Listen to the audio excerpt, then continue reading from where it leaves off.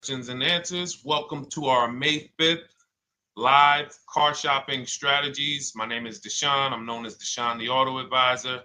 And over the next 60 to 90 minutes, I'm going to be sharing what we call the cars from home philosophy, the way you can shop, get bids, make your car buying simple, empower yourself, and guarantee that you did not leave any money on the table. We're going to talk about a lot of things you may not be familiar with. We're going to talk about things you have not heard before. We're going to tear back some mindsets that the car business has programmed in us for their profit. And we're going to tear down those mindsets because they're costing us thousands and they're making the greediest dealers in this country thousands of dollars. And we're going to get rid of that. So this show is sponsored by my new digital book. It's called Cars from Home, 7 Steps to Saving Time, Money, and Avoiding Dealerships. So I wrote that book to give you everything I know, everything I learned at Mercedes-Benz, at General Motors, running my own brokerage, and the hundreds of people, thousands now, that we've helped since 2021 to empower themselves in their car purchases. So part of my welcome offer to you is it's normally $97. You can get it for $24. That's my welcome offer for 30 minutes, anytime during the broadcast. As we go, you can get yours in my TikTok bio, in my Instagram bio, the YouTube comments, and the Facebook comments. It's a 75% off discount as part of my welcome offer for those of you who take action. And you'll have everything we teach here for the rest of your life. And you'll be able to move the same way you're going to hear me move and the way a lot of people I'm going to show you guys are moving. So no questions off limits. Feel free to start typing your questions. We are live on Instagram, TikTok. Hang on. I got Instagram up here. My man Dolan is moderating, so we're going to try to pull in every single one of your questions. Again, this is our May 5th live. We are live. It is Monday, so let's get to the questions. Okay, we got some coming in already on TikTok, Dolan. I see it is what it is. I'm just going to pull that one. I need to do one on shady mechanic shops. You should. If that's your area of expertise, the public needs to know from someone who's an insider what is going on in mechanic shops. I'm sure they get a lot of value. If you guys want, it is what it is to launch a channel teaching people how to avoid shady mechanic sites, type ones in the chat so he can know that he should go ahead and do that. Or she. I can't see if you're a man or woman. But let's get some questions going. Yasoy Tommy, I see you on TikTok. Interested in leasing, but I know I will go over the mileage. I drive a lot. Well, here's what you do. Give you an example. I'm leasing right now. I've never needed more than a 15,000 mile per year lease. So all of my leases have been 12,000 miles. I've never needed more than a 15,000 mile per year lease. Now, sometimes, that was because my family worked a little further from where we lived. We got a 15,000 mile per year lease, but most of the time I'm getting 12 because that's what I need. That's what I use. Now I'm paying $499 a month for this $55,000 Infinity truck. I got a 1% lease on it. I got my bids, the way we teach at Cars from Home. We're big on multiple offers. That's the only way you're going to save the big money and guarantee you got all the money is to get multiple bids. We teach you how to do that. You can do it by phone too. If you want to try to do it by phone, God bless you. We do it through email. We do it through emails and templates, and that's what we do. But I'm paying $499 a month for 12,000 miles. Now, let's just say I needed 15,000 miles. I would have bumped that lease up, and instead of $499, I'd be paying probably $30 more. So call it $530. Now, let's say I'm a high mileage driver at 20,000 miles. That instead of $530, I would probably be paying $620. And there I got my 20,000 miles per year. So the key is, and this is what you'll hear, people will blame the leases for not understanding that they choose the mileage. The mileage is not selected for you unless you go into a dealer and say, hey, work me up a lease. And then they're going to choose the mileage, probably give you 10,000 miles per year, and then try to close you on that. But that's not the way we shop. We're going to shop and we're going to adjust our miles based on what we need. So if I needed 20,000 miles per year, I would probably be paying $620 instead of $499. If I needed 25,000 miles per year, I would probably be paying $680. So I'm just paying, we get what we need and we enjoy our leases. because when we buy these cars and we drive ridiculous miles, we depreciate our cars, we destroy the value, and then we still have a loan on it in a lot of cases for a vehicle that we have destroyed the value in because we put 60,000 miles on it in 3 years. So our loan is moving very slow, but our vehicle's value is dropping through the ground very fast, which is typically how we end up with $15,000, $20,000, $25,000 in negative equity. I used to see it all the time in dealerships, especially when I was in when Uber took off. When Uber took off, year later, 2 years later, 3 years later, we had tons of people coming in with Hondas, coming in with various cars that had 200,000 miles on them, but they still had 3 and 4 year loans left. And, that's just a recipe for disaster. That's a recipe for disaster. So you should not be leasing, though, if you keep your cars 8 years. Some of you familiar with the 8-year rule, you understand. Everyone should not be leasing. I want to make that clear. Some people say, Deshone, you believe everyone should be leasing? No, I don't. If you are not keeping your cars 8 years, then you should be shopping for below market leases. Don't forget those 2 words, below market leases. Because if you're paying what everyone else is paying for their leases, it's not going to make sense. Some of these strategies are not going to make sense. You need to be getting below market leases. And the way we do that is to comparison shop, get multiple offers from dealers, have them compete for our business, and then we get these leases that no one else can get. Great question. So what if I go over 20,000 miles? What do you recommend doing? You choose your mileage wisely. In my book, I have a section called Choosing Your Mileage Wisely. The whole key with leasing is to scope out the mileage you're going to use, and that's what you shop for. If you know you're going to do 25,000 miles that year, you would do 25,000 miles on your lease. But you don't shop this way. We always shop with 12. A problem with leasing is once again, you go into the dealership, you say, work me up a lease. They're going to work you up what they want. They're going to say, hey, put 5,000 down. Who's had that happen? You go and you look for a lease and they tell you how much money you need to put down. Type me if you've had that happen. And again, welcome to everybody. This is our May 5th live. It's Monday, May 5th. Whether you're watching this today or you're watching this later today, because we will be rerunning this for those who couldn't make the show. Tell your friend they can catch it on our channels. But this is our live show. We're live every single Monday through Thursday at 12 noon. So you'll see people who will go and get blessed transition. You've had this happen. This is what you go in. They work you up a lease. Here, you need 3,000 down. Yeah, you need 3,000 plus your taxes and fees. What do you want to do? So that's them customizing our leases. We never want to do this. We want to customize our lease and run it like this, a template. All your leases you get with, ready? 12,000 miles per year. First month's payment only due at signing. That's it. 12,000 miles per year. First month's payment only due at signing. That is how you shop all of your lease offers, because this allows you to now use the 1% rule, which I didn't create. A lot of lease savvy people know about the 1% rule, where your MSRP, I'm going to just show an example of an MSRP, the price on the window sticker. Every lease is going to be brand new, guys, or either close to it. The price on the window sticker is the price we go by, the MSRP, and we're going to divide our monthly payment into the MSRP. And once we get that, the number, that's going to tell us if we got a 1% lease, if we got a 1.5% lease, if we got a 1.8% lease. And what we did was I created the 1.5% rule to know we were overpaying for leases. You don't have value when you lease something over 1.5%. But let's keep it to the point. The point is you're shopping all your leases, first month's payment due at signing, 12,000 miles per year, and then you're using the 1% to 1.5% rule to gauge the value. Once you find your best offer, that's when you go and you say, can you please adjust the mileage down to 10,000 because that's all I need, or up to 15,000 or 18,000. You shop your offers with 12.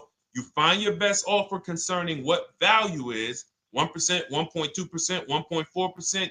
You lock that up, and then you tell them, show me what the payment will be with 20,000 miles per year or 15,000 miles per year. That's going to keep you from walking into these 80% dealers which are never going to give you a below market deal. When they drop their prices, they're never going to drop low enough to beat their competition. That's why their name of the game is them keeping you from checking their competition. And then you avoid these people, you find those deals, and then you adjust the mileage with that dealer. But choosing your mileage is very important with a lease. And that's why you should take 5 minutes, 10 minutes, tally up your lifestyle over the next 3 years, and you choose your mileage that you need. Great question. Let's go, Dolan. I'm getting married today. Congratulations to Ash on Facebook, everybody. Ash is getting married today. Congratulations. May God bless you with a healthy, lifelong marriage.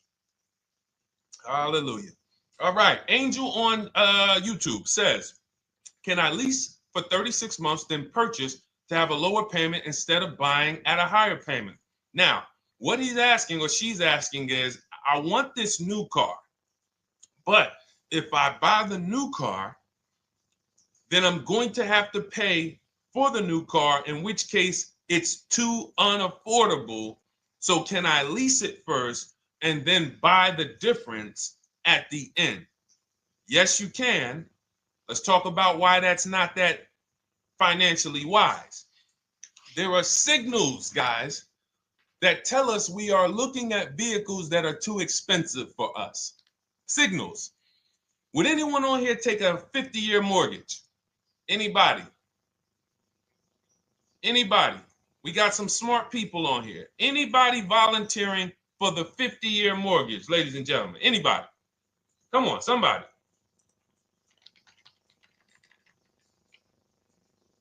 No, why not? Why not? Why is everybody saying no to the 50-year mortgage? Because we know it's ingrained in us that a 50-year mortgage on a house means we can't afford that house, right? Same thing with cars. There's signals. And so when we cannot finance a brand new car and it's affordable, what should we be doing? We should be going to get a pre-owned car. That's what we should be doing. So some of you have the luxury where you could afford both a new version of the car you want, and you can afford a pre-owned version, of course. So you might say, Deshone, I could afford both. I want this car, but I could afford, which one should I get, new or pre-owned? Thank you to the new gifter, Jeffrey Jones. Welcome. The Black King. Thank you so much. Gifter badges. Appreciate everyone who supports this broadcast. Thank you so much. You helped me to keep this information going. So what you're saying is, I could afford both. Which one should I get? In that case, it's a matter of your values. Do you want a brand new car? You want to treat yourself? You only get it every 10 years. So it's like, hey, I only get a new car every 10 years. I'm going to treat myself to a brand new one. Curtis Thomas, thank you for sharing. Or you might say, you know what? I want to go to value play. Even though I could afford a new one, I want to knock 20, 30, 40% off the price, and I want to get me a pre-owned version. So that's the people who could afford both. Some of you, you're like Angel, who like, I want this car, but I can't afford it new. In which case you go pre-owned, because you don't want to you don't want to lease a car 3 years, even if you get a below market lease deal, great lease payment, turn around and buy the difference, because you're typically going to need a 5 or 6 year loan for the difference. Once you get that 5 or 6 year loan, you add that to your 3 years that you leased the car, and you got 8 to 9 years of payments on the exact same car. 8 to 9 years of payments on the same car. This does not make financial sense to pay that long on a car. This is, you can't reach the reward stage where the car is paid off and you're putting money to the side for maintenance and repairs. You know, you got a paid off car, because the goal with purchasing is to get to that long-term ownership where the car is paid off. I don't owe anything on it. You know, I got a couple $100 I put to the side for maintenance and upkeep, but that's all. That car is paid off. I can keep that thing for 15 years. I can pass it down to my son, my daughter. We got an extra car in the family. That is the value of purchasing. So if you have a payment for 8 years on a car, you don't get to that stage. So that's why before I would ever recommend someone lease and then purchase the balance, I would recommend someone purchase a quality pre-owned car and get it at a below market price. Okay, does that make sense? Okay, everything that we're talking about, guys, is in my new digital book. It's called Cars from Home, 7 Steps to Saving Time, Money, and Avoiding Dealerships. Has everything we teach, because the name of the game is learning how to structure your deals. When should I lease? When should I purchase? And then once you have your structure, getting bids on everything to make sure you don't leave any money on the table. When you get bids on everything, you're never going to lose any money on your trade-in, because you didn't just get one offer on your trade-in, you got bids. You're never going to overpay for your interest rate, because you didn't get one offer on your loan, you got bids. You're never going to overpay for the new car or the used car you're buying, because you didn't get one offer on it, you got bids. And that empowers you to control the transaction. That is what we teach. That's in my new digital book, step by step. You can get your copy for 75% off, normally $97, but it's part of our welcome offer for 30 minutes. You got it in my TikTok bio, Instagram bio, YouTube comments, or the Facebook comments for $24. Okay, enjoy it, use it. All right, let's keep it going. I need to buy a car. I want to know how to buy the advertised new the new SUV vehicle for under $10,000 or even under $20,000. I don't really understand the question. Let me read it again. I need to buy a car, and I want to know how to buy the advertised new vehicle for under $10,000 or even under $20,000. Are you saying that's the discount you're looking for, or are you saying that is my budget? Please let me know. I don't quite understand. Go ahead to the next one, Dolan.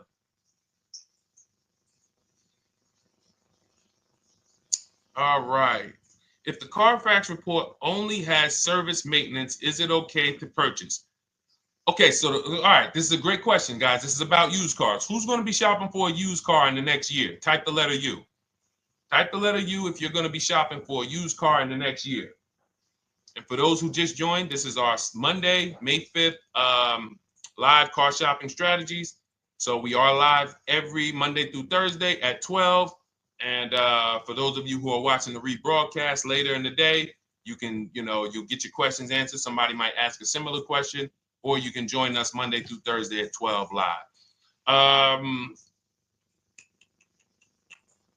Yes, so we got a lot of people who are going to be shopping for a used car. We got Buffy on Instagram, Fran Bar. Who else? A lot of people not buying? Okay. Instagram, the only people buying used cars? Okay, well, let's talk to you guys. Listen, so here's when you're looking at a used car, what you're focused on is first the service record. First the title history. What is the title history? That means, is it a salvage car? Is it a frame damage car? Is it a now, well, let's start first. Where do we find these cars? Let's start there. We're not going to lots. We're not stumbling onto people's lots. That's what they want. We do not want to go through our neighborhoods looking for used cars. Anybody who does not have a used car on a website, they're trying to take advantage of you, because that is unadvertised, that they don't want to be where the competition is. That is not the way we're going to move. And for years, it was like that. You drive past a dealership on the weekend, you see hey, oh, look, they got this nice yellow car, a nice big red car outside, and you just pull right in. That's 2005 stuff.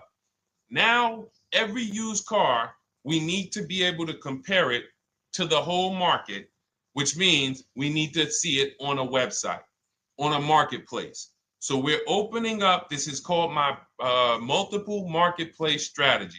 We are opening up, and some of you are going to need a pen if you're going to really, or unless you're going to watch the rebroadcast, because I'm running stuff past you that, you're trying to buy a $30,000, $50,000, $100,000 car. We're not talking about how you're going to get a couple things from Amazon and, set up a little home studio for $2,000. We're talking about the second most expensive purchase most of you are going to make. So it's understand that you're going to need to focus in order to get the most out of what we're talking about. So we're going to go to the marketplaces. The marketplaces are Carvana. They sell their own inventory. CarMax, they sell their own used car inventory. Driveway, they sell their own used car inventory. We're going to go to now dealerships. AutoNation, they sell other people's, they sell their own. They buy and they relist it on their website. But then you have Car Gurus, you have Carfax, you have Kelly's Blue Book, no, not Kelly's Blue Book. You have Auto Trader, Car Gurus. So we're going to all these marketplaces, we open them right up in one tab. So now what we're doing is we're putting in our criteria, and what we want to do, we want to go 100 miles out. Even if you're not willing to drive 100 miles out, you want to see what the whole market looks like within 100 miles. So now, if you know what you can afford, then you can put in your price criteria. I have a tool that I created. It's called the Perfect Budget Calculator. Some people who have my book, you've used it, where you put in your down payment preferred, you put in your interest rate, you put in any equity from your old car, and it tells you, because what you tend to miss is the fees. That's what you tend to miss. So if you're not using this calculator that we created, you want to add another $2,000 or so, because you got to factor in the fees in that budget. Some of you go out and say, man, I think I could afford $30,000. Then when you find your car, they bump you up to $33,000 because you didn't factor in the taxes and fees. So this calculator does it for you in my book, and everything we use the Perfect Budget Calculator. But if you're not using it, just estimate another, a little higher. Now you put all of that into the marketplaces. Now you're looking for what the inventory is. Now, here's the reason why you must open up all these marketplaces. First reason, they have different cars on them. Carvana and CarMax has different cars than Car Gurus, Cars.com, Auto Trader. There's different cars on them. Another reason we need to open it up is because sometimes you'll see one car here on Car Gurus for $31,000, and then you'll see that on Auto Trader they marked it down $2,000. It's $29,000. And you're like, wait, why the heck is it lower? This is the same car. Well, it could be because this marketplace got the notification first to lower the price, and maybe this one takes a little longer to see that, oh, maybe that takes 24 hours before their updates take effect. So that's why you want to open up all these marketplaces. Now you're narrowing this down first based on your color choices, what options you want, your models, and now we're starting to narrow this thing down. So we're narrowing it down. Now we start to look at the history of these cars. This is the best way to start narrowing down your used car search. Let's now dive into the history. I need the Carfax. Now, some of these websites will give you a free Carfax. Some of them will try to make you buy a Carfax. Now, I'm going to give you one of the secret strategies that we've been using for years in my book, and I'll tell you it right now. It is how we get free Carfaxes, because when we get to most vehicles, you guys, for those of you who are just meeting me, I worked in Mercedes-Benz for 5 years and General Motors for 5 years, and I ran my own brokerage. I started it in 2016, and I ran that while I worked at the car dealership. So I have a lot of experience and have seen a lot, and that's why I'm able to teach these things. I also love numbers. But one of the things that I know is almost every dealership has a contract with Carfax. So every dealership, we pay Carfax already. So what we're able to do is when we list our inventory on our websites, we're able to list the Carfax with it. We're able to provide that free of charge. But when we pay Auto Trader or Cars.com or Car Gurus, we are not able to actually push our Carfax to that marketplace.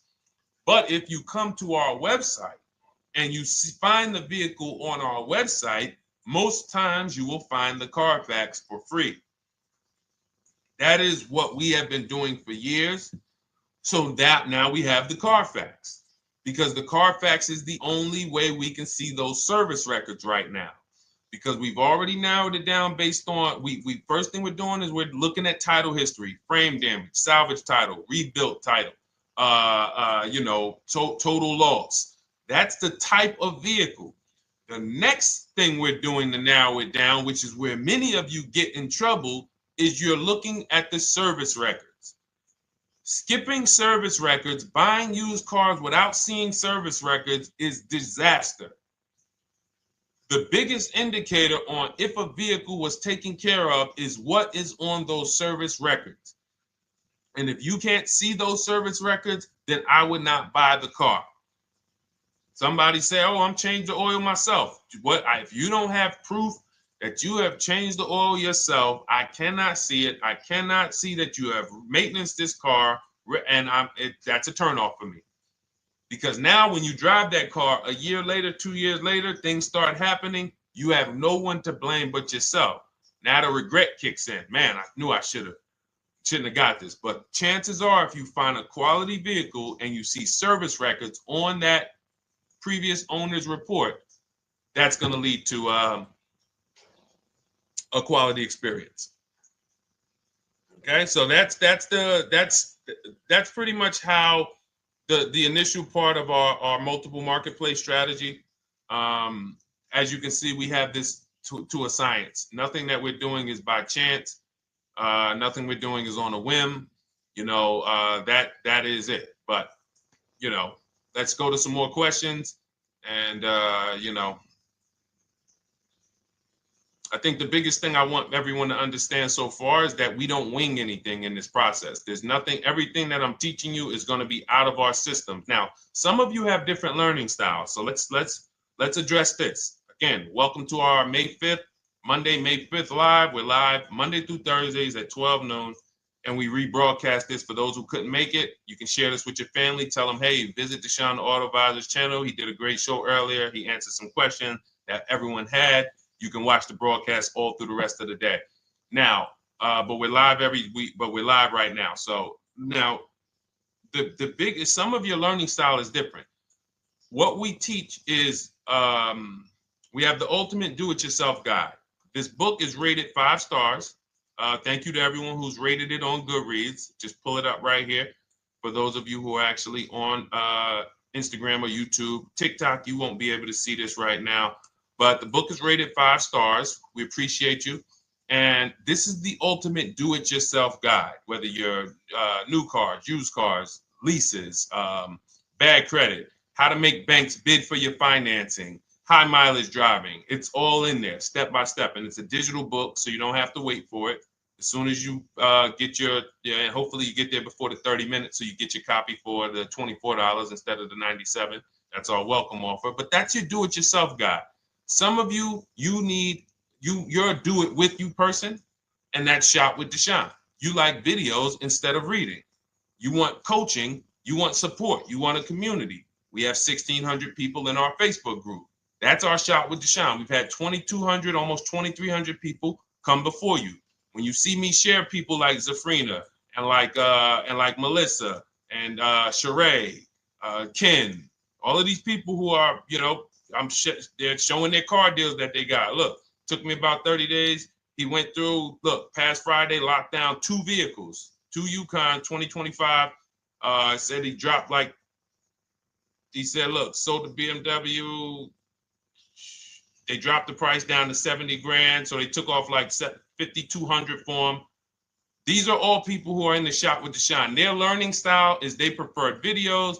They prefer, coaching with me. But again, it's the same information. So I want to be clear. It's just your learning style. So if you are like Deshone, give me the blueprint and I will run this thing. That you're going to be like the people who send, like Marie. Marie just wanted to let you know she got our book. Using the book, I saved over $13,000 off MSRP. Now, here's where the feelings get hurt. And this is not my intention. But some of you have these same vehicles that you're going to see me sharing that our people get. And when you see what they paid for them and what they're getting off of them, you're going to see, wow, I did not get that. I did not get that type of discount. So all of you who have this 2025 GLC coupe fully loaded, she said they took $13,000 off MSRP. She got her bids from home, got my payment to be hundreds lower per month, maintenance included, no money down. We are masters at no money down deals. You should not be putting money into these cars unless you intend to keep them for 10 years and you got a great price already. You got a huge discount already. You should not be putting money into these cars. I have never done more than $1,500 out of my pocket for any lease. And when my car that I bought, I put money down on that because I bought it to keep it. But everything else, we are shopping with no money down. So you're going to see that a lot. So again, depending on your learning style, you can head to my bios and to the comment sections, open the Cars from Home Toolkit, Shop with Deshone might be right for you. I don't care how you get the information as long as you are saving the money. I don't care. If you could do it with a $24 book, do it with the book. I would rather you say, man, this guy Deshone helped me. I bought his book. I got it on the sale because he did the welcome offer for $24. And man, I done got 4, 5, 6 cars using this thing. And all I paid was $24. Congratulations. I will celebrate that. I wish that for everyone, but that's not everyone's learning style. So, okay, Dolan, let's keep it going. I'm sure we got a lot more questions coming in. Molly from Facebook, great to see you. Needed to be here. Well, I'm glad. I just ordered a new vehicle last week, expected to arrive in 3 months. I need a breakdown of how to get out if the options they want, get out of the options they want to the MSRP. Well, first of all, what you want to do is you want to get bids now. You do not want to wait. Those of you, she's ordered a car. She's scheduled to be here in 3 months, and she has not locked in her pricing. Now, the reason when we order a car, we are always getting our bids first because the closer your car comes to arrival, the less leverage you have. They know once that car comes in there, she's been waiting for 3 months. She is not going to want to walk away from this car. She is not going to want to do this all over again. And they're going to probably take a shot and say, or if you look for a discount at that point, you probably are going to be like, no, I'm sorry, we can't give it to you. So what we're going to do is we have to now send that request out. Now, there's 2 ways for you guys to do this, whether you're leasing or purchasing new cars. 2 ways for you to do this. You can do it your way, which is calling around. Calling around, not going into dealers, calling around, ask for sales managers, try to get yourself at least 5 offers. Because the only way you're going to see how overpriced the offers are is to actually get multiple offers. So I'll give you an example. I'm showing you guys on the screen what a market report looks like. So we also have a division. We shop for people's new cars and their leases if they have good credit. So when you see, oh, I tried to pull it up. It's not loading. So what you're going to see, and some of you who've used our stuff, you can testify to this. There is a huge spread between the best price and the worst price. Huge spread. So in order for you to know you actually got the best price, you need to see 4 other offers that are higher. I'm going to say that again. Thank you to all the gifters on TikTok. Thank you, Jeffrey Jones. Appreciate it. You need to see other offers that are higher. So let's go back to my car. This dealer who won the bid for my Infinity truck saved me over $8,000. Now, he said to me when I was making the deal with him, he said he knew that I was not going to find a better offer because he had used a special coupon he had to apply towards the deal. He needed the deal that month, and that's why he won the bid. So he's able to take off $8,000. If I was purchasing, I would have got $8,000 off the price. But I leased it, so my lease payment was $499 a month with $1,270 down total. And $1,270, $499 of that was my first payment. So every other offer that I got, $560, $605, $640, $700, $750. That's how you know you did it right. If you don't have a bunch of the 80%, we call them. This is the 80%. Some of you have heard me say we don't negotiate with dealers with fake fees. It's a losing battle because even when they take off all the fees, they're still super high. I'm going back and forth by email. So if you're using what we teach, you're taking minutes out of your day. You're going back and forth with email. We close deals in 60 to 90 minutes. I'm not inviting anyone to car college. 60 to 90 minutes of emails back and forth. Next thing you know, we're closing a deal. But you're going to see, even after back and forth and telling the dealers through email, you can do it by phone. Hey, I'm shopping other dealers. Please make me your best offer. I have all the templates written. So when you're using our stuff, you don't even have to wonder what you're going to say. You just copy and paste our template. But even after that, you're going to see, wait, these people are still giving me super high prices, even though I told them I'm shopping, even though I told them I'm serious, I could buy the car right now, even though I gave them every single thing I need to give them to get an offer, they're still $150 a month higher than my best offer. That's going to prove to you that they are the 80%. They are not coming down. When they say this is our best deal to their customers walking inside, they're not lying. It is their best deal. It is not the best deal. It is their best deal. Their competition's best deal will blow their best deal away. And the only way you do that is by getting bids. So that's what you need to do, Molly. Take exactly what you're looking for. If you want to call around, call some sales managers and say, hey, listen, this is what I'm looking for. I put in an order, but I'm not dead set on the price yet. Haven't really gotten, I want someone to lock in a price for me. And hopefully you're purchasing, because if you're leasing, it's tough, because once that lease comes in, you do not know what the lease program is going to be. So if the lease program is bad, then you could find yourself jammed up. Now, here's what we try to do to prevent that. It's not always possible. Here's what we try to do. Once you have found the best dealer who's won the bid, now what you're going to do is say, based on this price that you're selling me the car for, can you give me a lease estimate now? So let's say I'm ordering this Infiniti. I shop around, I find a dealer who says, all right, Deshone, I'll place the order. I'll take $6,000 off list price for you if you do the business with me. Perfect. Can you give me a lease quote based on that now? I know this is not the vehicle. My vehicle's coming, but can I get some type of an estimate of what it would be? And then I look at that, and if it's affordable, now I place my order. But I'm not placing an order for a lease blind, not knowing what my payment's going to be when that car gets here. Okay? Does that make sense? I know I may be typing, this is heavy. That's why I told you guys, when you're here with us in car buying, below market car buying strategies, this is like short 60 to 90 minute master classes. This is not lives where I'm showing you how to make macaroni and cheese and turkey and like, okay, yeah, you got your music playing in the background. Hey, listen, all right, what I need? Oh, hand me the Sazon. No, you could do multiple things.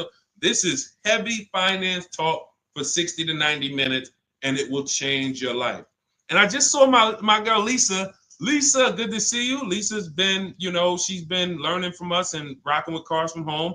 Let me see. I'm glad you clarified, even if no money down on the lease, you still really have to give them the first month's amount. Yes, I don't know what I'm going to do yet, buy or lease. No matter, I'm learning lots and sharing with my peeps. Thank you, Lisa. Thank you. Now, technically, you don't have to give them the first month's payment either. What I do is our templates all involve shopping, first month payment due at signing. But if I wanted to, so let's say, for example, on this $499 a month lease I got on the Infiniti, and I'll actually will add this because I'm glad you said that. The lease that's your first month's payment, so it's not considered money down. It's considered your first month's payment because you're leasing, you're paying 36 months or 39 months. We don't do 4-year leases. We don't even do 3.5-year leases in most cases. We're not doing it. It's 36 months, 39 months. And if they have a really, really good program for 2 years, they will tell us about it. But we shop for 36 months. But you can tell that if I wanted to tell them, you know what, I want to do a straight sign and drive, I don't even want to give you the $499 for the first payment, which means you're asking them to pay the first payment, then it would have just been $500 going back into the cap cost, which would raise the payment probably with interest and taxes, maybe 15, 17 bucks, something like that. So if I truly wanted to bring nothing to the table, I can just have them to, cap the first month's payment. You can do that. You can do that. So you can ask any questions. I know you're in our Facebook group, and so you let us know. But the 8-year rule is your basis for leasing versus buying. The 8-year rule, when you guys open up my book, you'll hear me talk about this. I'm going to make a whole lot more videos about the 8-year rule because it is the parameters for how to know whether to lease or buy. It takes into account how drastic cars depreciate. They lose value like crazy. All the losses are in the first 5 to 7 years, and you don't win until you've kept the car at least 8 years, compared to someone who's getting a below market lease. So let's take an example. You look at somebody like, look, Brian. Brian got my book. Just finalized my first ever lease using your system. 2025 HRV Sport all-wheel drive, $30,000, $505 MSRP. So this is a $31,000 vehicle almost, and he got it for $395 a month, which is a 1.2% lease, no money down. Now, his initial quote from this dealer was $434. This is the winning dealer. But in my book and in our systems, we have a counter offer calculator where we put all the offers we get into the calculator, and then it calculates the best offer and it tells us what to counter. So his initial quote was $434. He countered with the calculator and ended up closing his deal at $395. So these are the people that, for all of you who you're like, wow, are there any cars out there with a $300 payment anymore? Well, if you're buying a car, you are buying it at a $300 payment. You could only spend, who knows, every $5,000 on a vehicle is about how much per month? Every $5,000. When you're looking at a car, every $5,000 on a 5-year loan, which is what you should be defaulting to, is about how much per month. Thank you, Nikki. Nikki got a #1 gifter badge. And I don't really know what all of that stuff means, but I definitely appreciate it. The Black King, thank you so much. I just know it means you guys support the show. So I appreciate it. So who knows? Every Nucci Graham is and I wanna Nucci Graham will address you next, because as soon as you get your book, on the thank you page it says, "Thank you for your purchase. Click below to open your book." So we'll address that shortly. But okay, thank you, Lisa. Yes, every $5,000, and Nikki, $100. So this keeps you in the safe zone. When you are looking for how much loan I'm going to take, you are looking and saying, every $5,000 is going to cost me roughly $100 per month. So if I want to spend $400, then my loan needs to be about $20,000, which means I'm looking at this car. If I'm going to buy it for $23,000 plus fees, and I want to be at $400, I'm going to have to come up with some more money down, because I need to get my payment here. I need a $20,000 loan. I'm not going to go in looking at a $20,000 car and thinking, man, can they get me to $250 a month on this? No money down, because the math doesn't make sense. Because the only way they can get you to that is to put you in a 7 or 8 or 9 year loan, which is a horrible deal. And they've done it to a lot of people, because you go in and you just say, get me to this monthly payment. And they're like, well, you didn't say how long. You come in later, hey, man, my loan is, I remember, man, a guy called me, and this is, unfortunately, people are not trained to look at how long their loan is.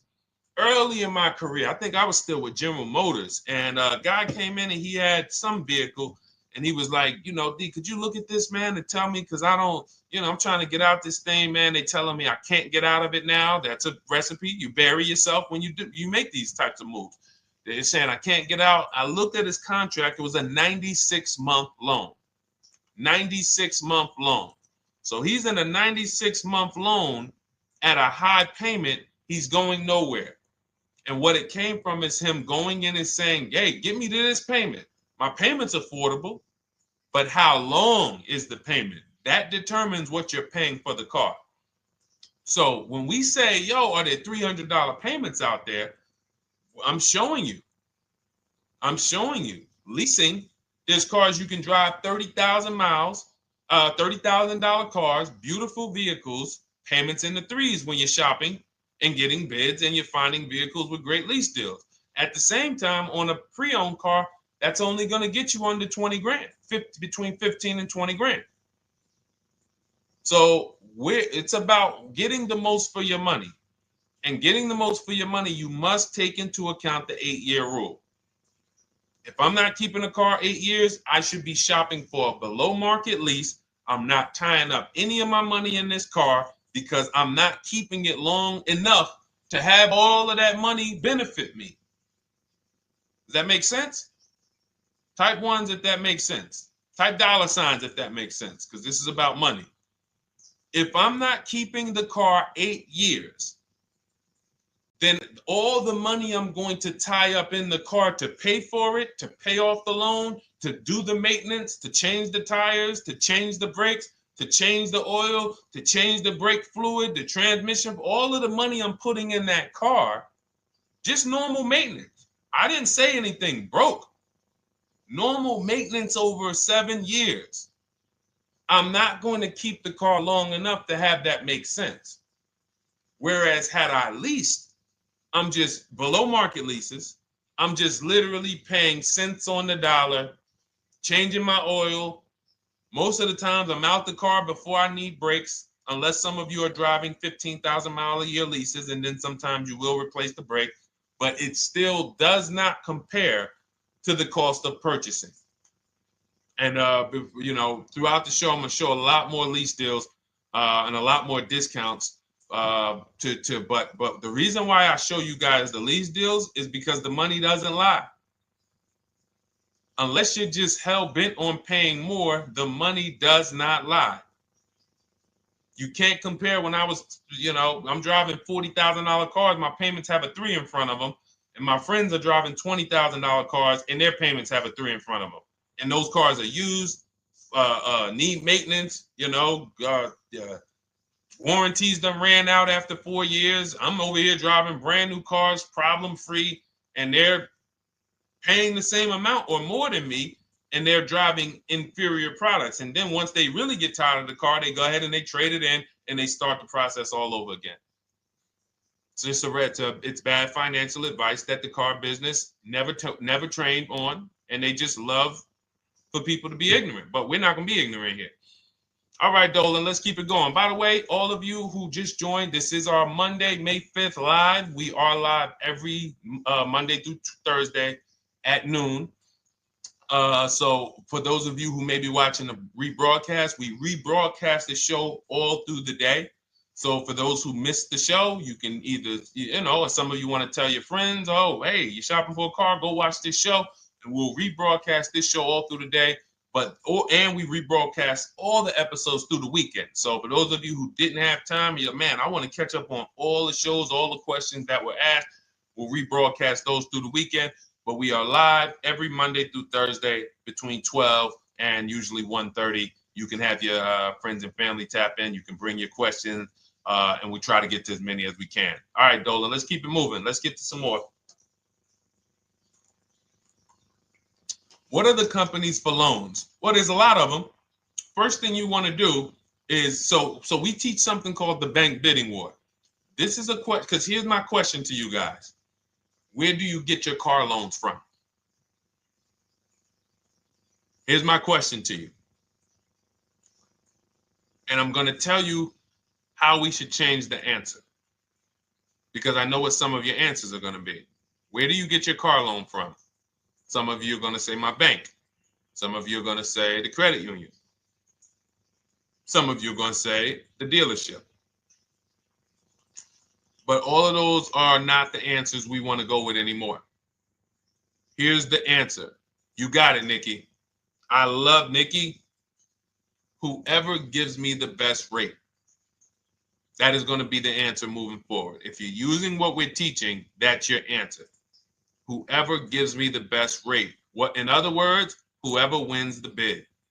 So what we're doing is we are not just going to our credit union and having them run our credit, give us a rate, and now we going out and we're shopping with a check in hand and we're shopping with our back against the wall because the bank says, well, hey, you know, your pre-approval expires May 17th, so you hurry up and find a car or you're going to have to come back and run your credit again. Now we're over here and our bank is putting our back against the wall. That's ridiculous. So what we do is we use what you should do is you should look at the average interest rate. If you have average credit, look at the average interest rate, and then you use that to budget. Again, I have a calculator that we invented. It's a proprietary calculator. You can't find it on Google. It's in my book. It's in our course, Shop with Deshone, in our checklist, our video checklist. This is stuff that, again, we don't, if you notice stuff that I teach, it's not anywhere. Deshone, why can't I find an 8-year rule on YouTube? It's because it's Cars from Home. We created it. I can't find the 1.5% rule. No one else teaches that because it's our intellectual property. We created it. I don't mind people saying it, but they need to understand we didn't find this stuff. We created the stuff. So calculators, we invented them. So this calculator you take this interest rate, but even if you want to use a standard payment estimator calculator, you can take just what I said. Remember, add a little bit more for the fees, because that's what you're not taking into account. The fees, the taxes, and that's where we get in trouble. My calculator, our perfect budget calculator, does that for you. So now you want to look at the average interest rate. Type in average rates for cars. Use that for your budget, just so you can know about how much car I can go and get. So between what I told you about the $5,000 being $100 a month, and that last part about, adding a little bit more and using the average interest rate, you should have a good gauge on a range of car to go and shop for. Now, once you now shop your market, whether you're shopping new or whether you're shopping pre-owned, once you find no one's touched your credit till now. No one has touched your credit with a hard pull, especially not. We do not, in order for this to work, like what Nikki is saying, where you're only giving your business to the bank or credit union that gives you the lowest APR. In order for this to work and for you to be able to shop freely, no pressure, you need to make sure you don't let anyone run your credit with a hard pull before you find your best deal on a car. Soft credit pulls, estimates of budgeting, the way I just said. Now, you go out, you find your car, whether it takes you a week or a month or 3 months. Bang, I found my car now. You lock the car up, put it under contract, you leave your deposit. You never, ever. How soon when you get a car does the dealership want you to take it? I like asking questions like this because we can prove how predictable most of the car business is. How soon after you purchase a car does the dealership want you to take it? Thank you, Janae. Immediately. Now, the reason for that is, there's various reasons. There's various reasons. Right then and there, Molly, yes. But what I want you guys to focus on is what you lose by taking it right then and there. You lose the ability to shop the interest rates. And shopping the interest rates is very important because you'll always wonder, could I have gotten a better rate? So what you do is you lock the car up, you let them know, hey, I'm going to go home, just give me my, let me get my paperwork so I know exactly how much I need to tell my bank. And here's the key, if you guys can beat what my bank or credit union gets says, then I'll give you the loan. See, some people think that I teach don't let the dealerships compete. I never teach that. What I teach is don't let the dealerships be your first offer ever. They are always your last offer, and they're competing against other offers that you got. So now you're going home, your car's waiting, you're going to see what your bank, your credit union can do, and then you go online. You can go right online. Auto loans online, auto financing online. Let all of these banks and credit unions access your credit now with the hard pull, because there is an article that Experian did, and you can find it on almost any credit bureau, wrote an article on rate shopping. They allow you to have multiple lenders compete for your business within a small period of time. They say the window is 14 to 45 days. So if the window is 14 to 45 days, how quick do y'all think I want you to do it? If the window says, because that's a big window, as long as you shop within that window, at the end, those multiple inquiries will have the same weight on your score as one inquiry, because it looks as if you were shopping and you were doing your due diligence. Thank you, Greg, Sheila, with these gifter badges. I don't know. It's like a nice. I appreciate it, Glendale. Thank you. So with these, when these banks are competing, what you're trying to do is say, everyone here on my end, we call this the bank bidding war. This is round two. Round two is you are bringing your car home. I'm sorry, you are at home. You're going online. You're calling your bank. You're calling your credit union. If you have one, you're going online. This will take you literally one day, not even. This maybe take you an hour. Because if they say that the window to shop is between 14 and 45 days, I want you to do it in 24 hours. We want all the competition in 24 hours. Because that guarantees we are way within the window. They're going to look and see, wow, this person bought a car. They had multiple lenders competing in a small period of time. They're not out here just letting people run their credit over, every week. Some new banks running their credit. So now you call the dealership afterwards. You say, hey, the best offer I got was from such and such credit union or such and such bank.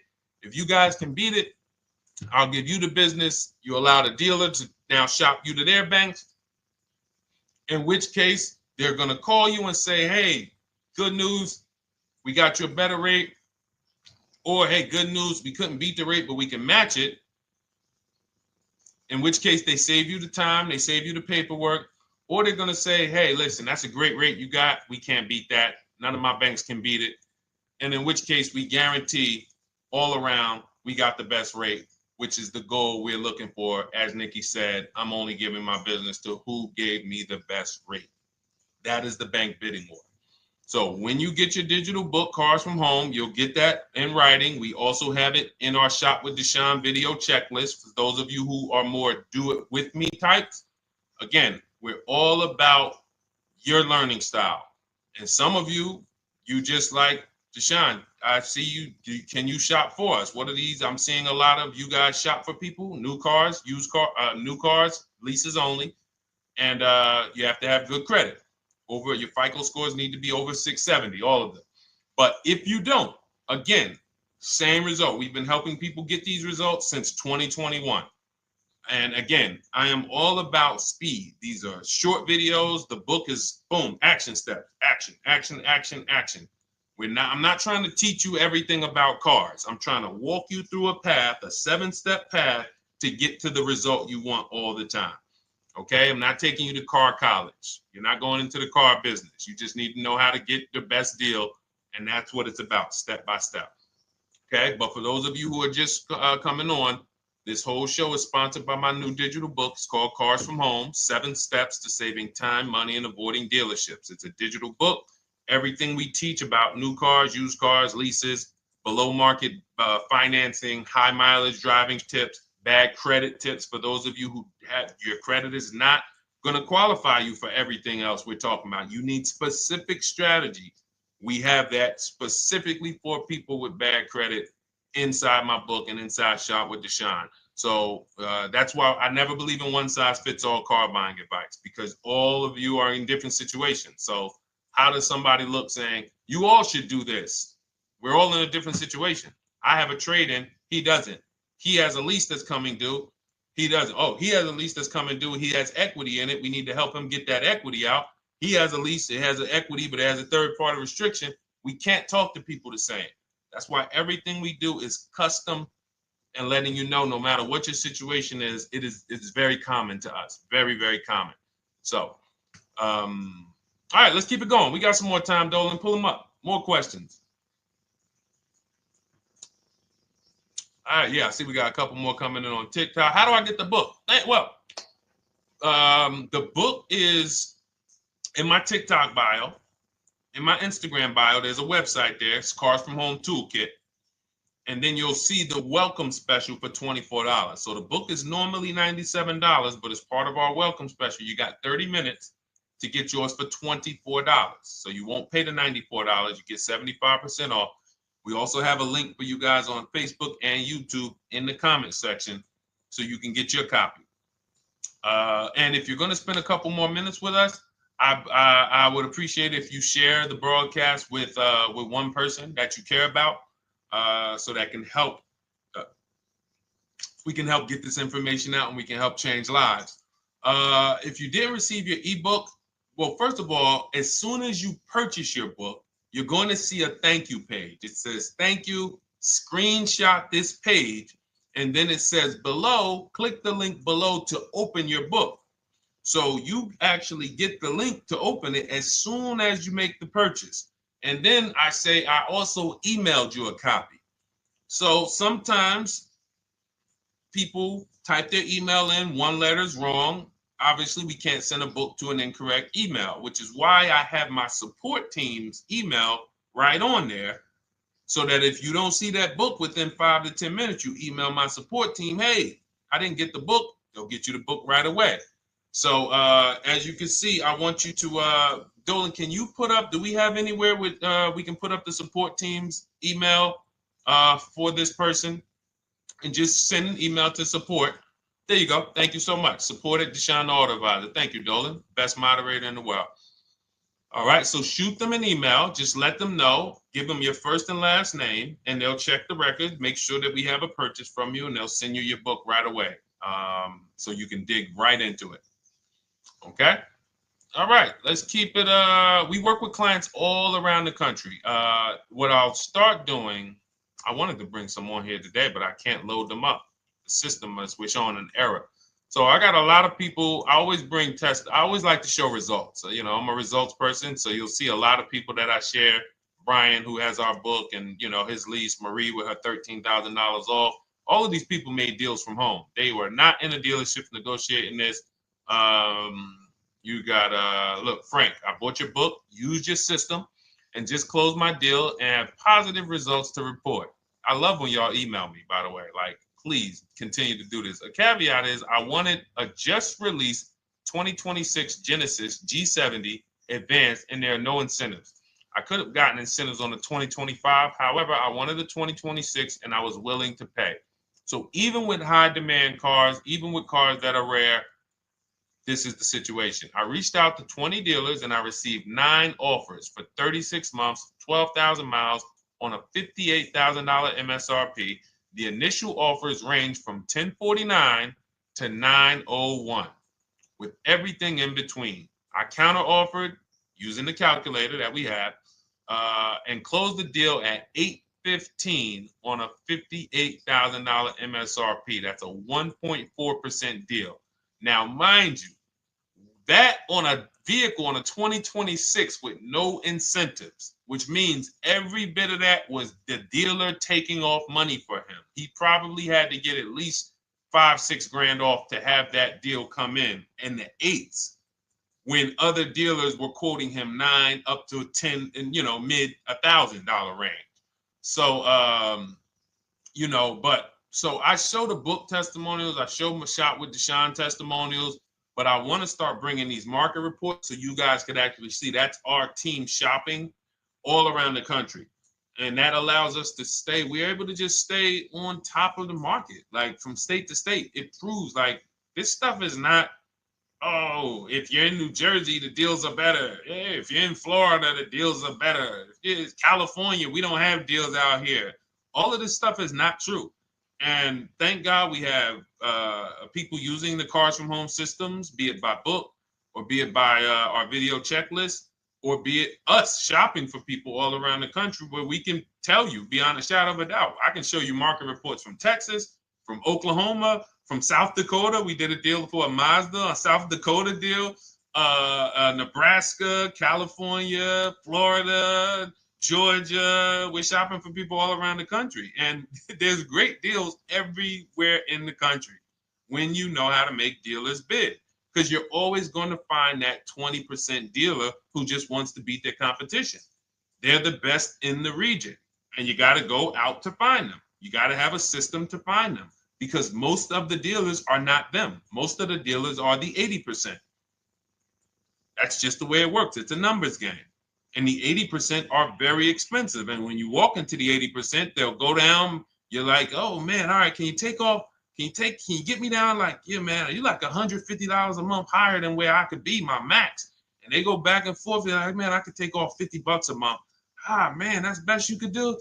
And then next thing you know, you get down to 100. Yeah, all right, we'll take off $100 a month. And you're like, all right, I guess I'll take that. You don't realize that a 20% dealer, not only were they nowhere near your max budget, they were $100 less than your max. You're talking to the 80%. The 80%, when they come down, they're still here. The 20% are here. So you're over here with an 80% dealer walking into these dealers. 8 out of 10 dealers over here are 80% dealers. So y'all talking them down like this, and y'all thinking we winning. Oh, I talked them down to this. Meanwhile, the 20% dealers are here. 20% dealers will launch a bid. We gotta cut. Oh man, if this thing wasn't broken, tomorrow's show, I'm gonna bring on a lot more market reports. We got dealers who come right out. We getting offers 700, 790, 820. Dealer come right out 650. Boom, blow everybody away. Like, oh, let's go. We got a winner. Looks like we got a winner here. That's it. And then it becomes fun. As you can see, this is fun for us. When you change the way we shop, you shop and you start to you're going to be the prize. You're going to be the prize. So anyway, let's keep it moving. For those of you who have gotten your book, I look forward to you using it, empowering yourself, having these same results. For those who didn't know about the book, it is a digital book. You can get your copy for 75% off for 30 minutes in my TikTok bio, my Instagram bio, the YouTube comments, and the Facebook comment. And for those of you who've been on and you still don't quite trust us, you want to get started with maybe some free advice, go grab our cheat sheets. We have our free cheat sheets in my Cars from Home toolkit, totally free. Test us, look at the cheat sheets, look at the strategies, look at the emails I'm going to send, guiding. Like I don't play around. So if you want to just say, test out, let me hear some free advice, start with our cheat sheets. All right. Yes, I'd actually answered that when I read that comment, Dolan, on TikTok about do we work with clients in New Jersey and New York? Well, yes. When it comes to shopping done for you, if you open the Cars from Home toolkit and you're like, Deshone, I just want to relax at home. You guys go shop the market for me. If you have good credit, FICO scores over 670, and you have and you're shopping for a new car or a lease, you can book a call with us. We can see if we can help you. Book a 10-minute call. It's free. And we can see if we can help you. Is it best to lease a car if you're currently underwater? Ooh, if I was underwater right now, let's just say I have 15,000 negative equity. I made a bad deal during the pandemic. I'm upside down and I'm like, man, I got to get out of this car. But and first of all, I know I should be leasing because now we know the 8-year rule. The 8-year rule says if we're not buying our cars to keep them at least 8 years, we should be shopping for below market leases. We're going to pay a lot less money. Below market leases, not normal leases. Very important. So what I'm going to do is I'm going to actually right now look for an electric vehicle that I could lease because some electric vehicles right now, we're getting under 1%. We're getting 0.88% leases. We're getting 0.79% leases, because if you do your bidding, you're going to see. Now, again, if you want to call around for your multiple offers, you can do that. I'd rather you call around than to do what you've been doing. I'd rather you, with your new cars and your leases, call around before you walk. That's better than what you've been doing. But if you're like, Deshone, I don't want to talk. I don't want to wonder what I'm going to say. I just want to copy and paste. That's the Cars from Home way. Either way, you get your 5 offers, and you're going to see now, my best offer on this $40,000 electric car might be $320 a month. So I'm now driving a $40,000 car. If I didn't have my negative equity, then I would be driving it for $320. But now I got to bring this negative equity over. Now, the reason why you want to look at these electric cars for this is because if you try to bring a bunch of negative equity over, what ends up happening is you're now messing up the loan to value ratios, and the bank won't approve it. So you might go in and look at a $40,000 car, and now you bring this 15 grand of negative equity, and the bank is saying, we're not going to loan $55,000 on a $40,000 car. We're not doing that. So that's when they'll say, some of you may have heard this before, you have to put money down. They'll say, we can't get you approved unless you can put $3,000 down, $5,000 down. You have too much negative equity, and the bank is not going to approve it all. But when you get your bids on some of these electric cars, you're going to get $10,000, $15,000 off. And this is specifically what I would be looking for. I would be looking for the electric vehicle that when I get my bids, I'm saving 15 to 18 to 20 grand off. And if you guys don't think that's possible, you haven't been here for long. You know, this is Milligan. She bought her Mercedes EQE last year. She literally, MSRP of her car was $79,245. She got almost $30,000 off the vehicle. Almost $30,000 off the vehicle. $51,359 is her price. $79,000 vehicle. She got it after rebates, after discounts, after everything. $51,359.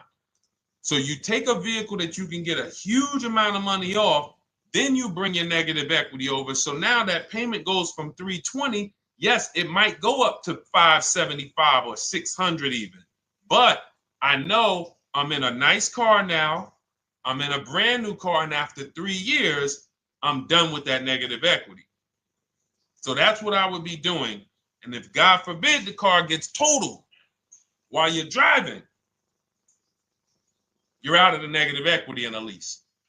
So if I rolled that negative equity, 15 grand over to this car, now I'm driving it. Boom. All right, I got this electric car. I'm out of the negative equity. I got a good value. I'm in a $40,000 car. My payment is affordable. Now I'm driving. Oh, shoot, car gets totaled. I'm out. I can go get me another car now. I can go and get the same exact car, but I can get it for $320 now. So, you know, that actually is the reason why people commit insurance fraud and total their cars or get them stolen intentionally. But no, that's just something to keep in mind. Something to keep in mind. Because most of you, when you start leasing, you're going to see that was my reason for negative equity. That was my reason I kept having negative equity, is because I wasn't leasing. And that was the reason I was paying more money for cars than I should have, because I wasn't leasing. And again, the key is getting below market leases. You walk into a dealership and say, work me up a lease, you're not going to have these payments that, you know, we're talking about here. It has to be below market leases. That comes through multiple offers. Only way. All right, let's keep it going. A lot more questions. No gap then. Is that your first time leasing? Well, no, we'll get to that. I see it's a little conversation happening on TikTok over here. By the way, everyone, this is our Monday, May 5th live. We're live Monday through Thursday. Tell your friends, please. I would love for those of you who are going to keep joining us to see some friends tomorrow, family members tomorrow, co-workers. When you are at work, when you're talking to people, if they say they're car shopping, I would love for you to invite them to our live shows Monday through Thursday at 12. And if they couldn't make the show, we will rebroadcast each episode for the rest of the day. So after today, after we end the show, if you guys want to refresh on some things or you want to whatever, you want to send people, we will rebroadcast this episode for the rest of the day. And then on the weekends, we put together a weekly compilation. We broadcast them all just for the people who couldn't make the live shows. But every Monday through Thursday, we are here. And yes, happy Cinco de Mayo to you too, Nikki, and to everyone who celebrates. All right, what do you think about waiting till December month, mid-month to buy a vehicle? I do not. Dealers need cars to sell before that. It's a myth. All right, we're going to dispel a myth, okay? When have we been taught that the best time to buy a car is? Thank you to everyone running up the likes on TikTok. We're at 3,400 likes. Every time you hear something you like, you double tap the screen. That makes a big difference. It sends a message to TikTok that we're doing something good over here. Okay, end of the month. Yes, sweet now. End of the month. So we're gonna peel, like I told you guys when we started the broadcast, right? We are gonna, yes, Molly, last day of the month, right? So this is what we have been taught. Last day of the month, come on in. That's where your deals are, right? Let's look at this logically. As a former car salesperson, the times where where I saw the dealer or myself being the most desperate was the times where we did not have a lot of customers. Sometimes you look up, it's the 10th of the month. They call us into a sales meeting. They say, hey, guys, we got to sell 200 new cars this month. We are only at 40. We are way behind. We are tracking way behind. Call anyone you know who's a real customer. We are entertaining every reasonable offer. Now, you've been taught there's a group of people that we know are coming at the end of the month. There's a group of people that we know that last weekend they're going to rush. But there's no desperation there from us because we know they're coming. So we look and say, I'm much more desperate at various times throughout the month than I will be at the end of the month. Because think about it. Every time you go into the dealership at the end of the month, is it dead or busy? You go into the dealership most of the time at the end of the month, is it dead or busy?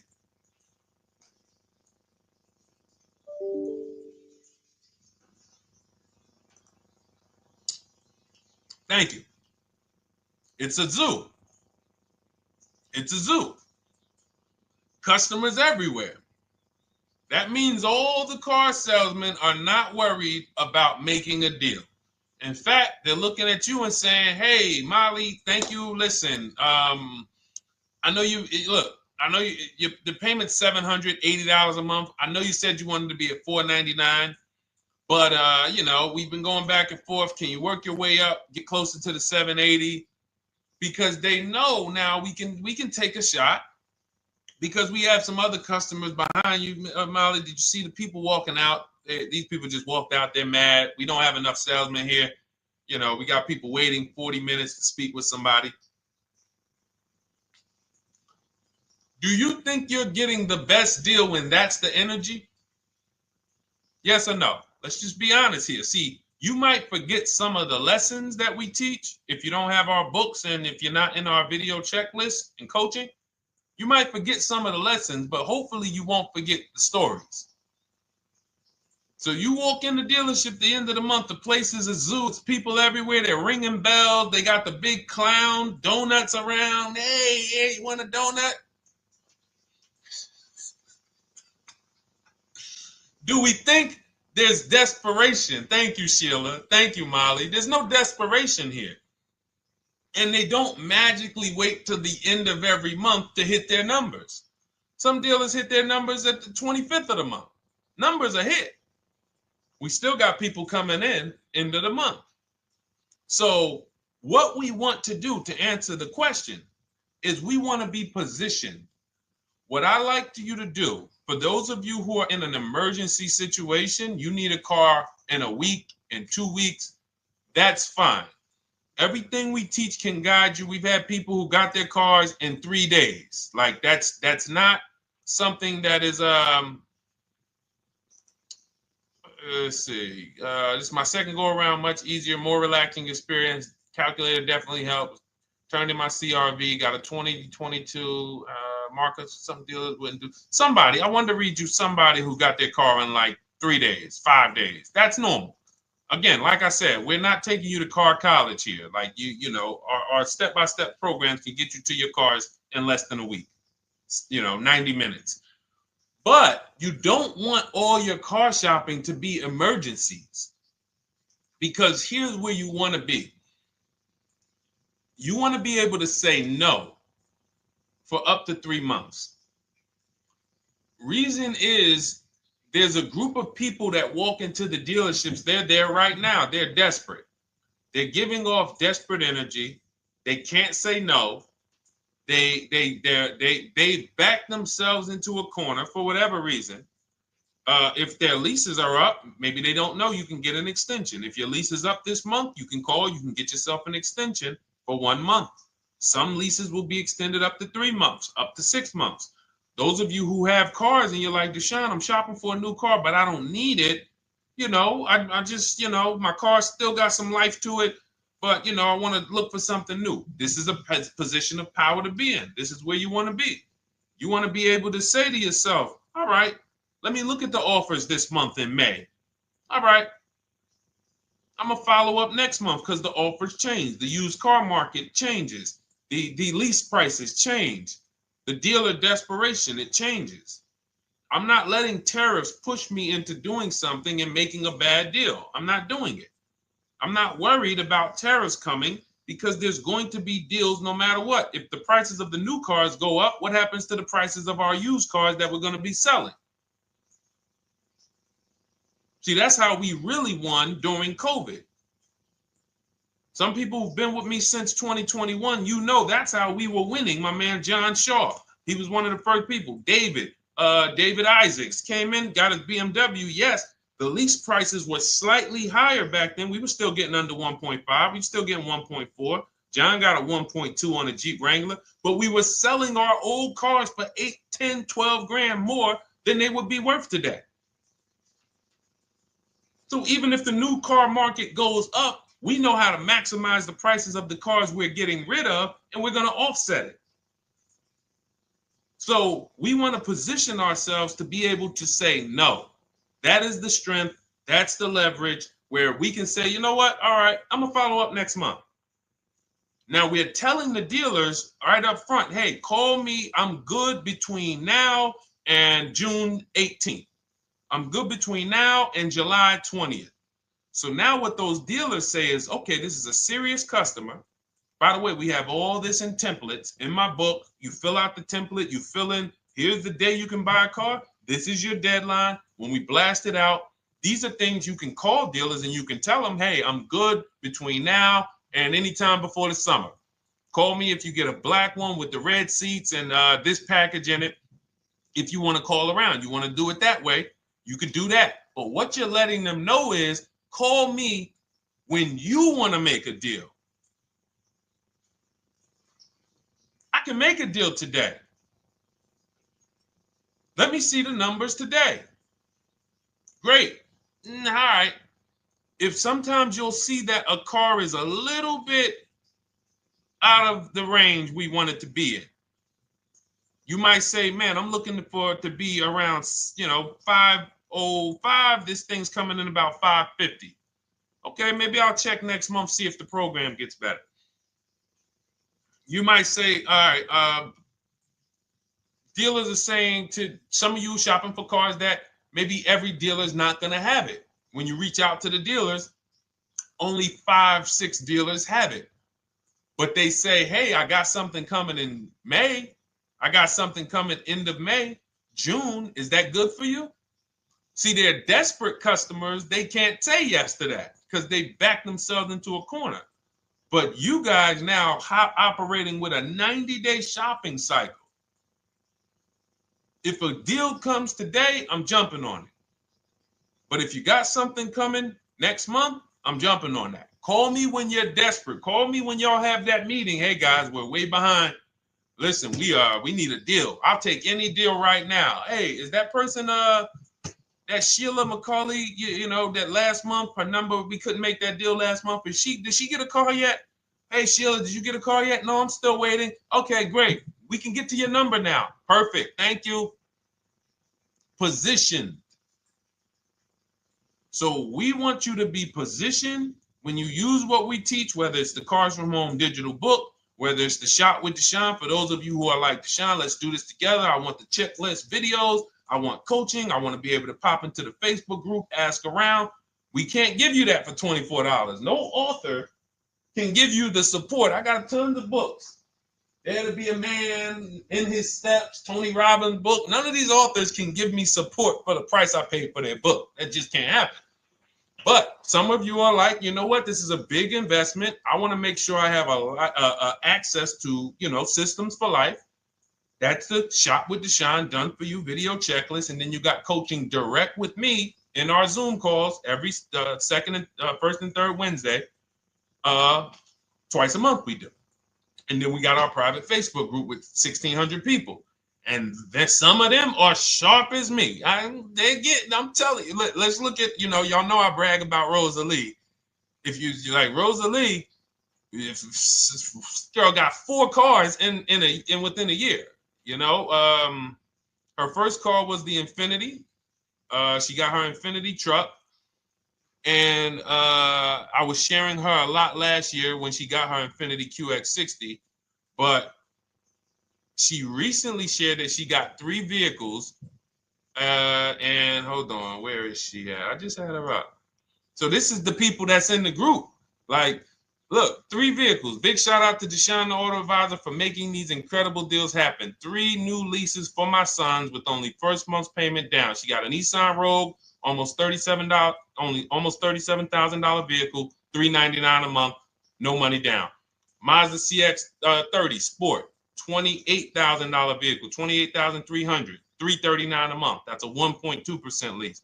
And she got a Mazda CX-50 Premium Plus, $40,400 vehicle, $420 a month. 2 1% leases and a 1.2% lease. And the cherry on top, she says, I sold 2 leases. Some of you don't even know you could sell a lease. She said, I sold 2 leases. She had equity. Now, not every lease has equity. But if 8 out of 10 leases don't have equity, then 2 out of 10 do. So if you've just been dropping your leases off at the dealership, hey, here's my old lease. Let me get the new one. Hey, here's my old lease. And you have not assessed the equity. Could there be equity in it? Imagine how much money you've left on the table. Imagine how much, wow, I didn't even know you could sell leases. She sold 2 leases, 2 2021 Elantras, walked away with $6,737 in equity. Deshone, I could not have done this without you. Your program is a game changer. So this is what we want. We want empowered car shoppers. We want people who are not intimidated. I don't care what this market does, whether I need a new car, used car, whether I got bad credit, whether I'm a high mileage driver, it does not matter. We have strategies to make sure you are going to win in this market or any market. Does not matter. Okay? So, for those of you who don't know, the whole show was sponsored by my new digital book. It's called Cars from Home, 7 Steps to Saving Time, Money, and Avoiding Dealerships. It's 5-star rated. Thank you to everyone who's rated it, reviewed it. It has everything we teach in a step-by-step format. It's normally $97, but as part of our welcome offer, you can get yours for $24 in my TikTok bio, in my Instagram bio. Click that website. It's the carsfromhometoolkit.com. Or we have a link for you guys in the YouTube comments, in the Facebook comments, and you just click the $24 welcome offer, good for 30 minutes. And for those of you who have different learning styles, or if you just want some free advice, we have some links in there for you as well. Whether you are a do-it-yourself type, whether you are do-it-with-me type Deshone, or whether Deshone, I think I qualify for that done-for-you shopping, where I can relax at home and you guys go do that work. Or like I said, you want the free advice, just start with our cheat sheets and you can go from there.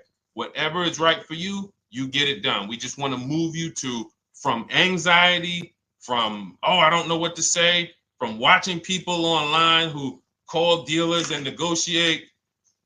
Hey, take off $5,000 so I can have a viral video.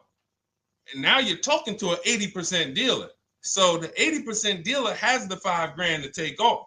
So you look like, hey, yeah, see, I just got them to take off $5,000. We don't negotiate with dealers with fake fees. Like there's a saying, we don't negotiate with terrorists. Cars from home, we don't negotiate with dealers with fake fees. None of that stuff matters. Because what you want us to think is, look, see, I took off all of this money. Don't you want to buy the car now? But you took off the fake money. Had we been talking to a 20% dealer, what money are they taking off? The real money. The real money. So if we have two dealers, well, let's say 8, because y'all know I use the 80%. So the 80% are over here. The 20% are this small group over here that we got to find. Now, the 80% are starting so high that when they take off all the money, it's fake money. We marked up our cars. We got platinum kits on them. We got the Hertz service plans on them, and the Simonized kit and the low, all of that stuff. Okay, so yeah, we done took off 5,000 for you, but 4,000 of it was fake. Meanwhile, this 20%, they don't have the fake. So when they take off 4,000, it's real 4,000. And we over here talking to these people. Hey, take off all that fake money. See, guys, you can do this too. So listen, we bidding is the way to go. You cannot negotiate your way to a below market deal, but you can get bids and it will make your life easier. You'll start to enjoy your car shopping. You'll start to feel like you're empowered. You're the prize. Someone won your business. They won your loan. They won the opportunity to buy your car. You are the prize. So that's what it's about. So we are here Monday through Thursday, 12 noon. Make sure you meet us live or tell your friends and family who are shopping, hey, hop on this show. We're live on TikTok, Instagram, Facebook, and YouTube. But we will broadcast the show for the rest of the day. So those who want to catch up on some things that you may have missed, or if you just jumped on and you're like, whoa, man, I missed a lot. We'll rebroadcast this show for the rest of the day.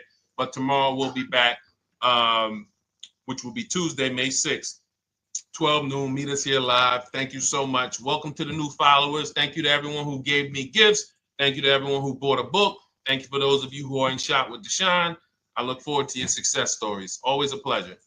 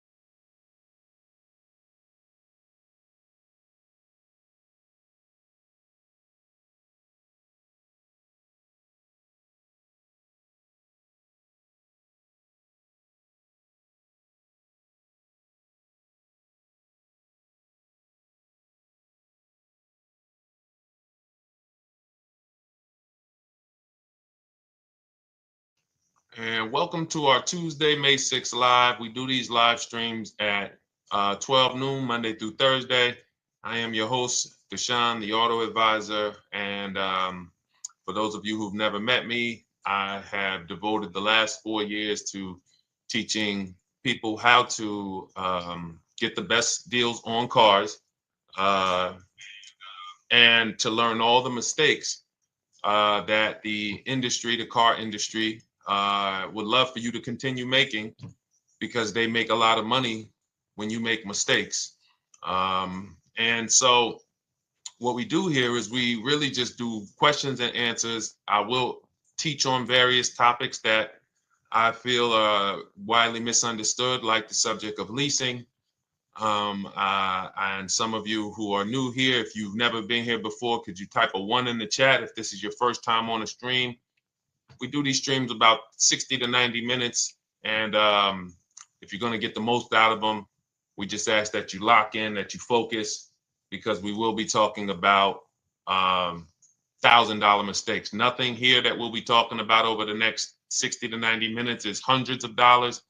You know, I'm not looking to, have you spend some time with me on a Tuesday to talk about how to save hundreds of dollars. No offense, I'm sure that's important to some people, but we are here to talk about things that are affecting your bank account by the thousands every year.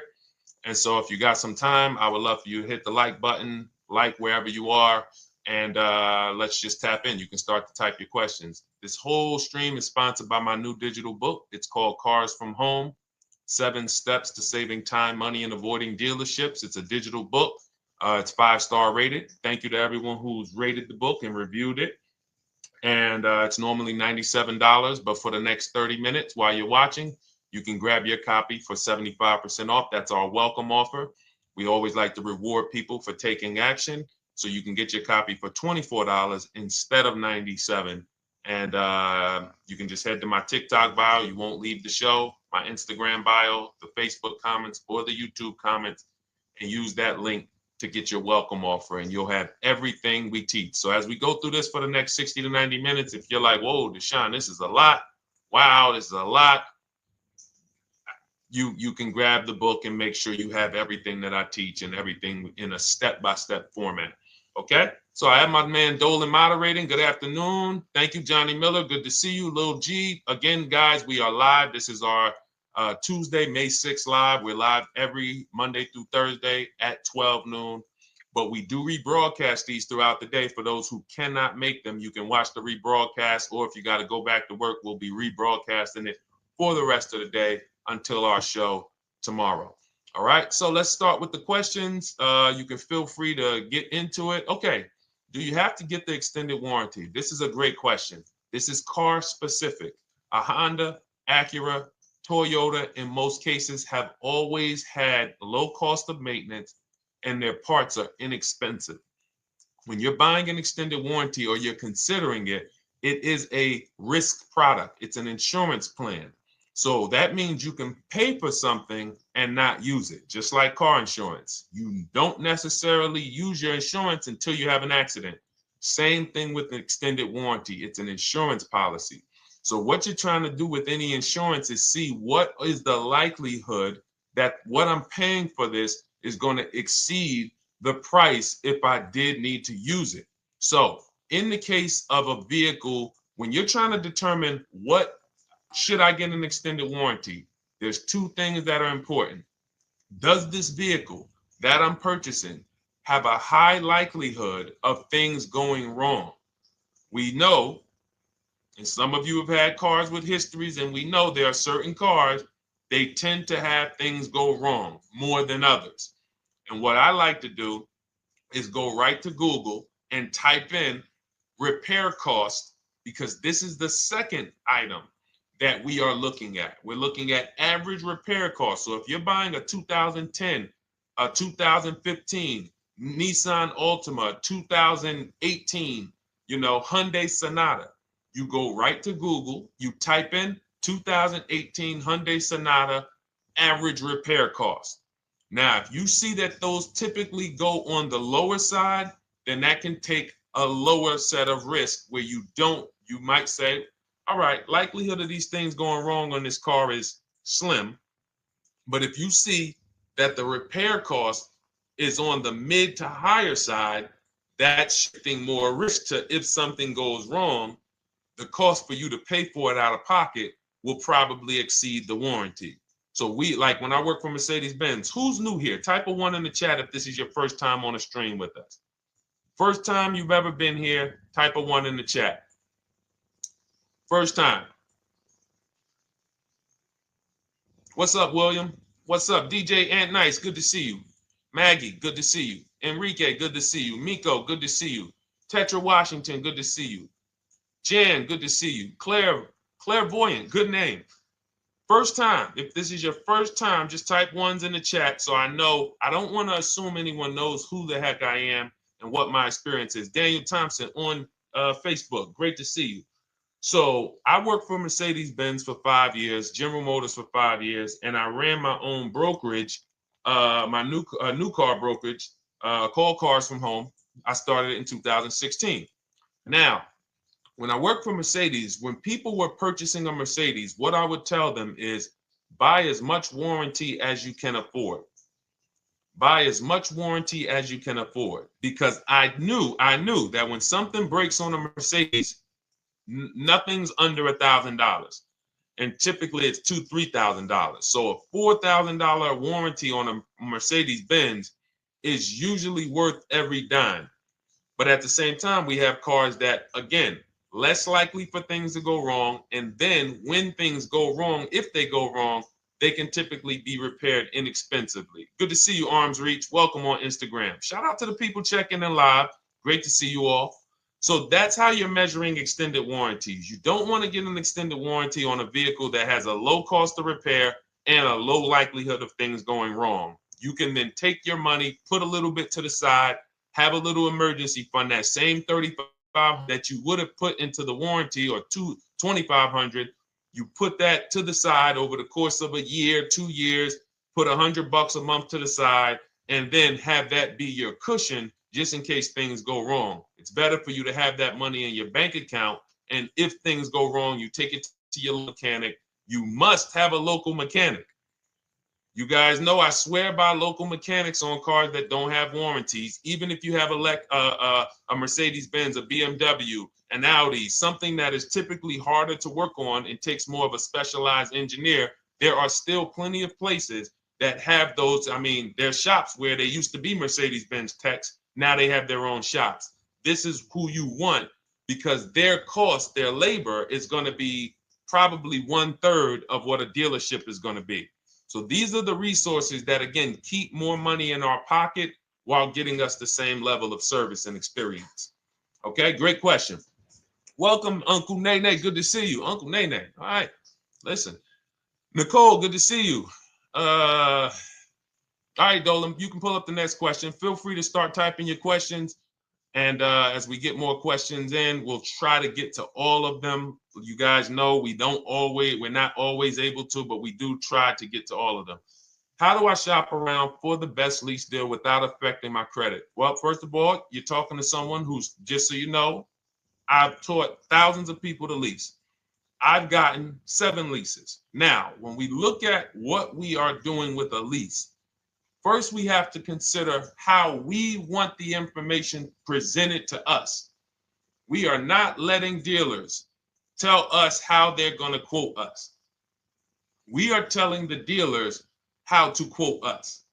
So we are going to have all our quotes. Thank you to everybody hitting the like button. I see you. I appreciate you. And shout out to the sharers. As I see people who share, I always like to give the shout outs to the people who share this broadcast with their friends and their family. And thank you to everyone who's giving gifts on TikTok and Instagram. Appreciate you all. So what we are doing when we're telling a dealership, you give us a quote with first month's payment only out of pocket, 12,000 miles per year, and put all the taxes and fees into the payment, assume tier 1. So we are presenting it now in my book and in my Shop with Deshone programs, my video checklist. I have all the templates.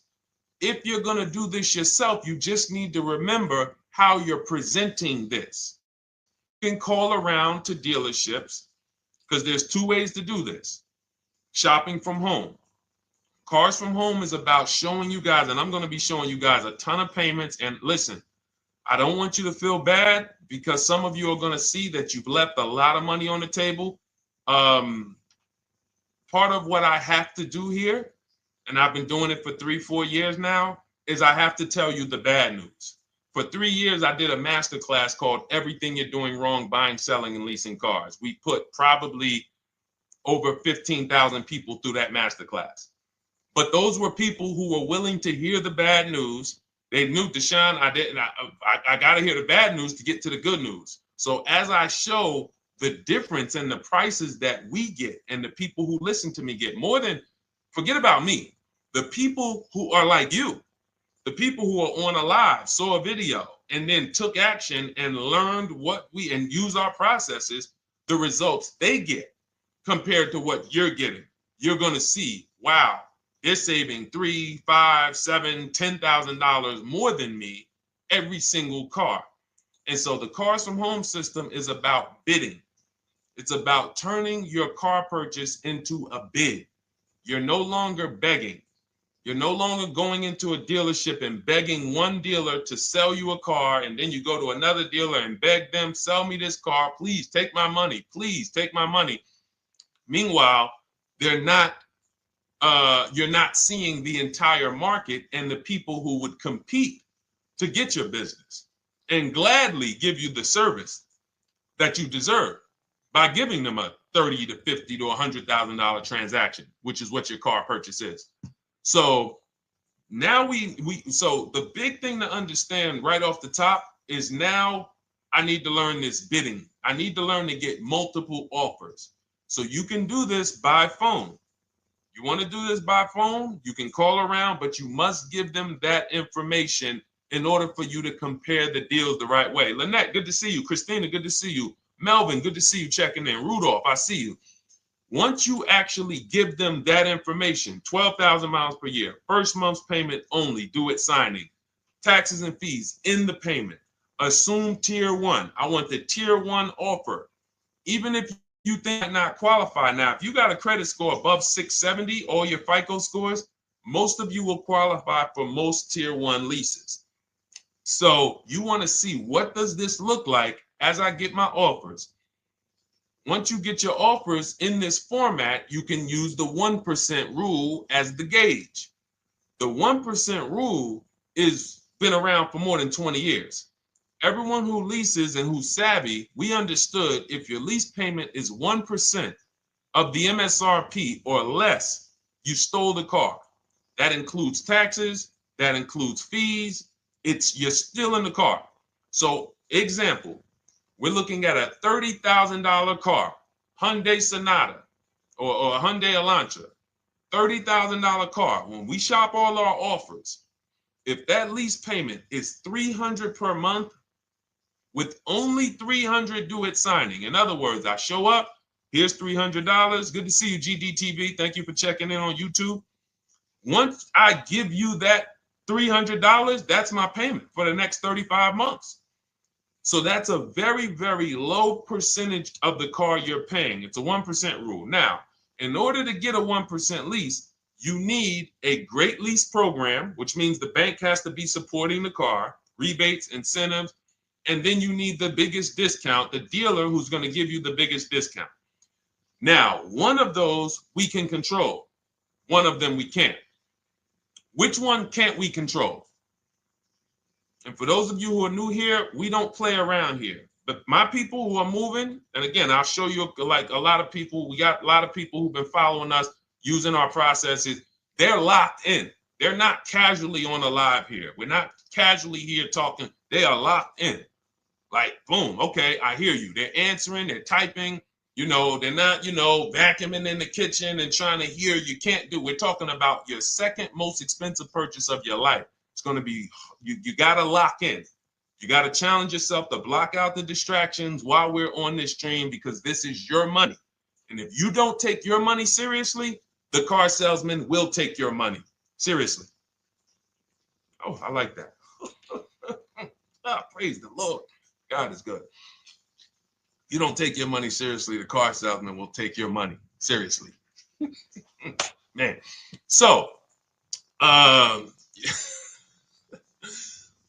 right, now somebody remind me the question I asked. I got so happy about that little catchphrase that I forgot who we were.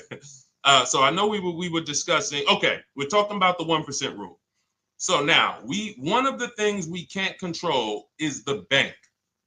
We don't know what the lease payment, what the lease program is on a car. So when we shop cars, we are going to now look at multiple offers, and here's what you're going to see. Now, I'm going to show you an example of how we know or how we expose where the dealers are concerning pricing. Now, you can't see this on TikTok, but on YouTube, Instagram, Facebook, you guys can see this. I'm going to tell you guys about it. YouTube just doesn't let us do the same type of stream.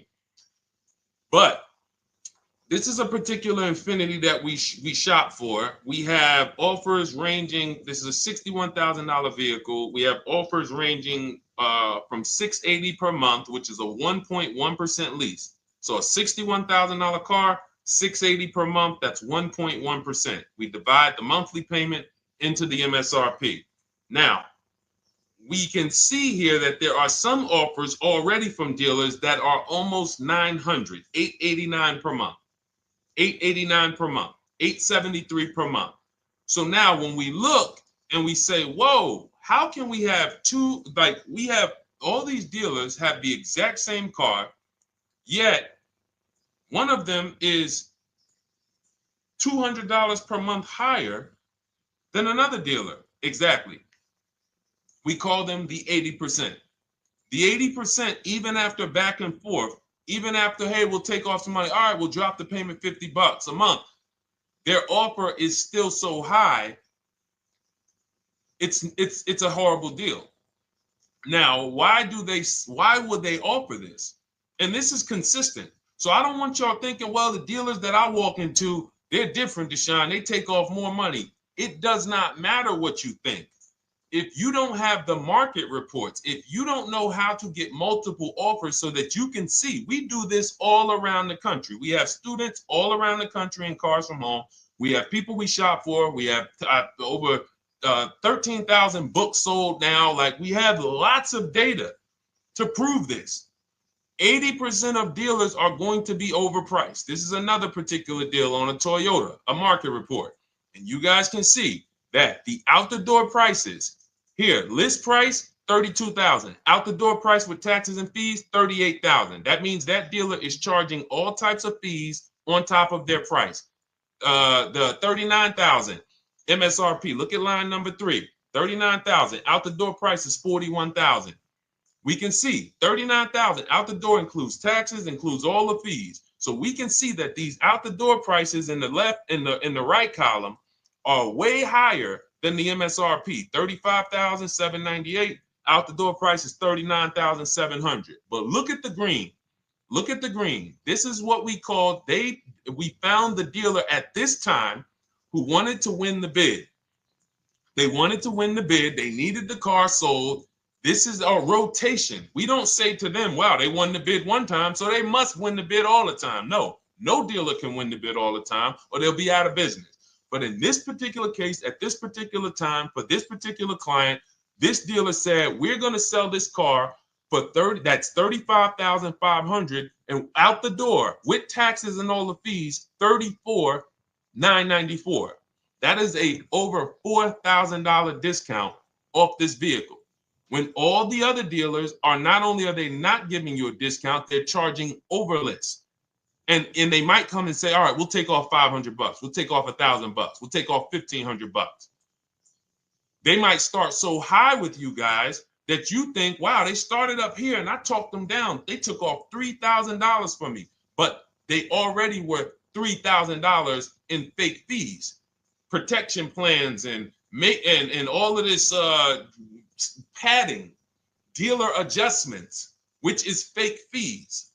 So whenever they say, because the dealer gets a minimum of a 6% profit margin, from list to invoice, we have profit. From invoice to holdback to triple net, we have money. That's all the profit margin. On top of that, when we add a dealer adjustment, what we're saying is we're going to sell this car to someone who does not have the skills to find our competition. And they're going to come in, and if we got to take off $2,000 to make them think they won, this is what we're going to do. But what we do here, what people like Brian is going to do, look, just finalize my first ever lease using your system, 2025 Honda HRV, $30,000 vehicle, $395 a month payment. no money down. His initial quote was $434. He ended up using our calculator, which we have in our book and in our program. If we put all our offers into that calculator, it tells us what to counter. He gets that offer for $395. That's his deal. We look at somebody like Wendell. Look, thank you.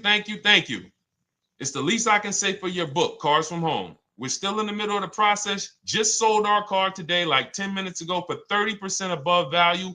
Why? Because he got bids. Look, using the insights from your book. I've read the book multiple times and told many people about it because it's that good. It's so intuitive and insightful. We'll be moving to the next step soon, and I'll write again. So now you heard him say we're moving to the next step soon. Step 2 in my book is the equity assessment. That's when we get bids for the car we have. We get bids. You're going to go to, listen, you should never be trading your cars in. Let me ask you all a question. Do we get the most money for you name me one thing that we get the most money for that thing trading it. Name me one thing. If I had this iPhone, do I get more money trading that iPhone in for another phone, or do I get more money listing it online and selling it to whoever will pay the most? Trading or selling? Let's go. Who's locked in? Tax advantages are very small. I understand you, Ronald, but the tax advantages, we have people that are selling their cars to cash buyers for $3 to $5 grand more than what they can get on trade. A tax value, a tax advantage for the difference is not, it's minimal. Exactly. Thank you, King Carter. You listed. So the money is in the bids and the competition. So going back to this person who asked the question, how do I get the best deal on a lease? It's going to be through multiple offers. That's my 2 favorite words. I would wear them on a shirt if I didn't wear unlearn, relearn. Because more than multiple offers, I need you to unlearn. Because the people who come with bad information from years, Deshone, this is not how my uncle taught me to buy cars. Deshone, this is not how I ever heard about getting cars. I was always taught just go in and just don't tell them about your trade and then ask to see the invoice and all of this stuff. That's what I was taught. Yeah, but you're not going to get the prices we're getting until you unlearn all of that bad information. Bidding is how we buy everything. When we go into the supermarket to get spaghetti sauce, all of those companies are bidding. They're bidding. Hey, listen, we'll sell you this for $3.99. Hey, we'll sell you this for $5.29. But we got a better product. We got quality. Look at us. Look, it's all bids. Everyone who wants to sell us something is competing, except car dealers. Y'all notice that? So the mindset that y'all got to have if y'all want to really win and save all of this money and get these huge discounts is I'm going to start purchasing and leasing cars like I buy other things. It's going to be a competition. And I promise you, your whole life is going to change. Your entire car buying experience will change forever. You will be sitting here just like my man Ken, graduated, $585 a month payment, no money down on his Nissan Murano Platinum, $50,000 vehicle. He's paying $585, no money down. $50,000 vehicle. How much would a $50,000 vehicle cost us on a loan if he purchased it? How much would a $50,000? Some of you know every $5,000 is how much per month. Let me see who's locked in. Who's locked in? Every $5,000 is how much per month on a loan. I see you, Daniel Thompson. Check in. Good to see you, Dane. Thank you for breaking it down with complete truth. Keeping eyes wide open to know what to exactly expect. There you go, Dane. Welcome. Glad to have you here. We do not play around when it comes to this. All I want you doing is winning with cars, in love with your deals every time you get a car. All right, nobody knows the 5,000. How much is every $5,000 on a car payment? Come on, y'all. These are principles we've been teaching. Thank you, Daniel. $100. Thank you. $100. So we always want to default to a 5-year loan. I'm going to tell you why. when you default to a 5-year loan, you're in a safe position. Now, defaulting to a 5-year loan means when I look at a $20,000 car, I'm thinking $400 per month. 5-year loan, every $5,000 is $100 per month. If worst case scenario, I'm trying to get a little bit more car, then I'll go to a 6-year loan, but that's the max. I'm not going past a 6-year loan on a car. That's like going to a 40-year mortgage on a house. They're available. It's not a good idea. So when we look at these, you say to yourself, wow, a $50,000 car, that should cost him, if he did no, remember, this is a no money down deal. We're just looking at how much money we're putting in these cars. That car would cost him about $1,000 a month if he purchased it, 5-year loan, no money down. Which is why when people purchase their cars, what do they typically do? Come up with a ton of money, 10 grand, 15 grand, 20 grand, because they're going to pay into that car to try to lower that payment, because that payment. But some of us who don't have the down payment, we're financing most or all of the car. But here's the thing. I don't want you to feel bad if you're one of those people who's like, Deshone, I really don't be having those down payments of 10 grand, 15 grand, but I want to drive something quality. Exactly, I hear you. Here's the bad part about the people who are putting 15 grand down on their cars, but they're breaking the 8-year rule. This is what we call in Cars from Home and everything I teach, the most important question is how many years are you going to keep this next car? If it's not 8, then we don't purchase those cars, because here's what happens with people who go into their bank account, slap $15,000 down in a car, and don't keep the cars 8 years. And if anybody's willing to be honest, they will confirm this right here on the stream. When they go to replace that car in 3 years or 4 years, they literally have a little bit of equity. Maybe they're just breaking even. They're not getting that 15 grand back. It's gone. It's gone. Anyone who puts 10 grand down on a car and then comes back in 3 years, 4 years, all right, I had the car 4 years, 5, listen, I'm going to switch this thing up. They still have a payment. They are barely breaking even. Meanwhile, their payment was 400 or 500, almost double what it would have been if they leased a car, got a below market lease, and they drove a car, no warranty after 3 years, they're driving an inferior product. So if it sounds like I'm here to destroy people from purchasing who are not keeping their cars long-term, that is the goal. Because as long as you are buying cars that you're not keeping 8 years and you buy them, you turn around and you replace them, you are going to continue to spend way more money than people getting below market leases like Ken and like a lot of other people I'm going to show you on the stream. Lots of other people. Look, dealer American Senior Benefits Plan. He's enrolled with us under his company name. Dealer MSRP on this car was $36,300. 2025 Kia Sport X line. MSR, boom, boom, 561. Monthly payment is $400. Use the system back and forth. Got $400 a month on a 2025 $36,000 car. Once we put our taxes and fees in that would be a $700+ payment. $700 payment. He's paying $400. And y'all wonder why people are losing cars. $300 more per month to drive the same car?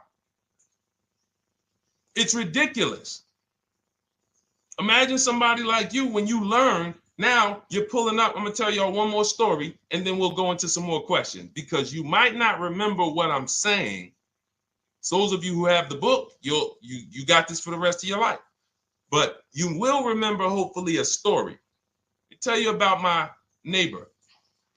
So my neighbor finds out that I'm into this car business and that I educate. And he said, hey, Deshone, I was watching some of your videos and I come across this 8-year rule that you teach. And his wife had actually had a Kia Telluride.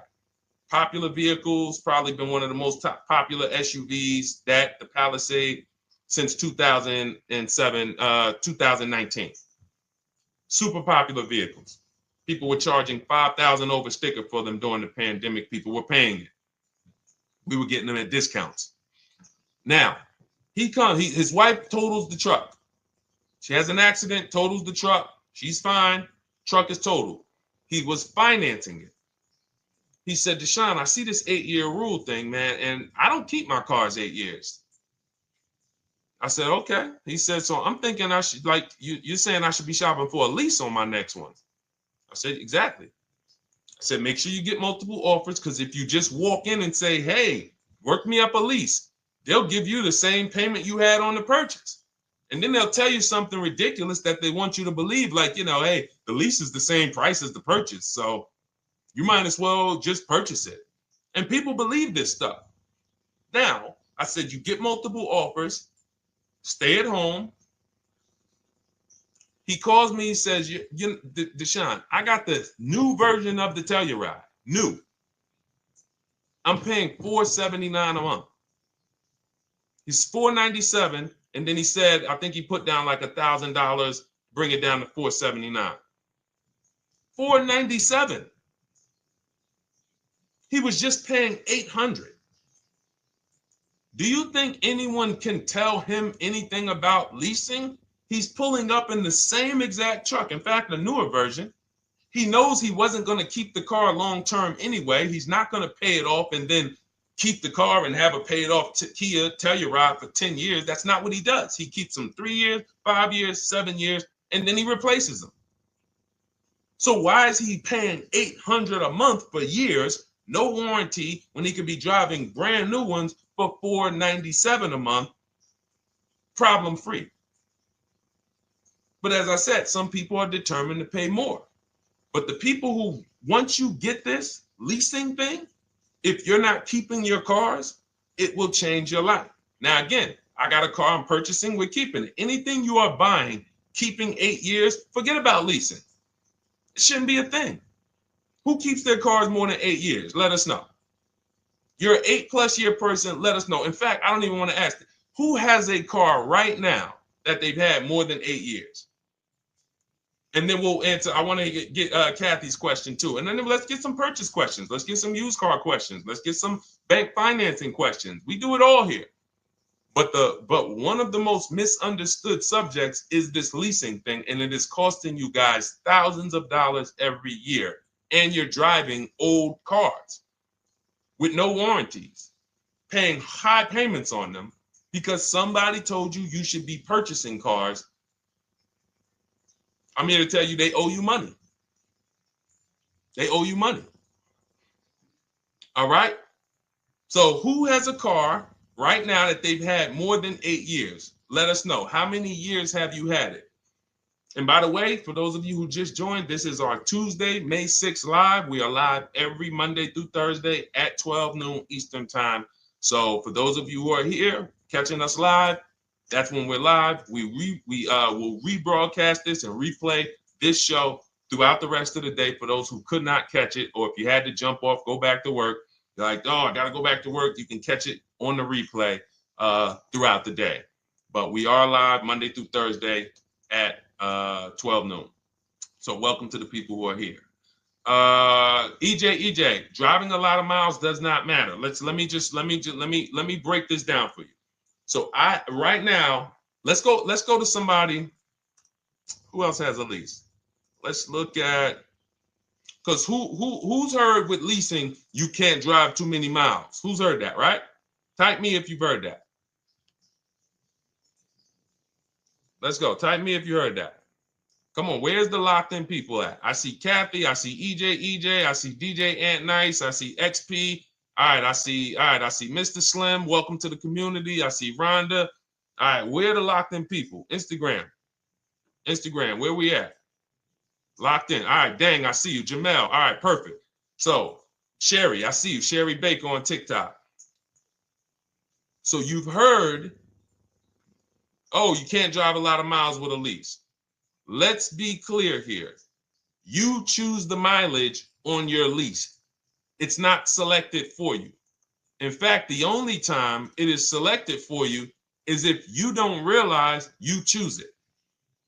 That's the only time they're going to choose your mileage for you. If you go in and you do something like, hey, work me up a lease deal, they're probably going to work you up a 10,000 mile a year lease deal.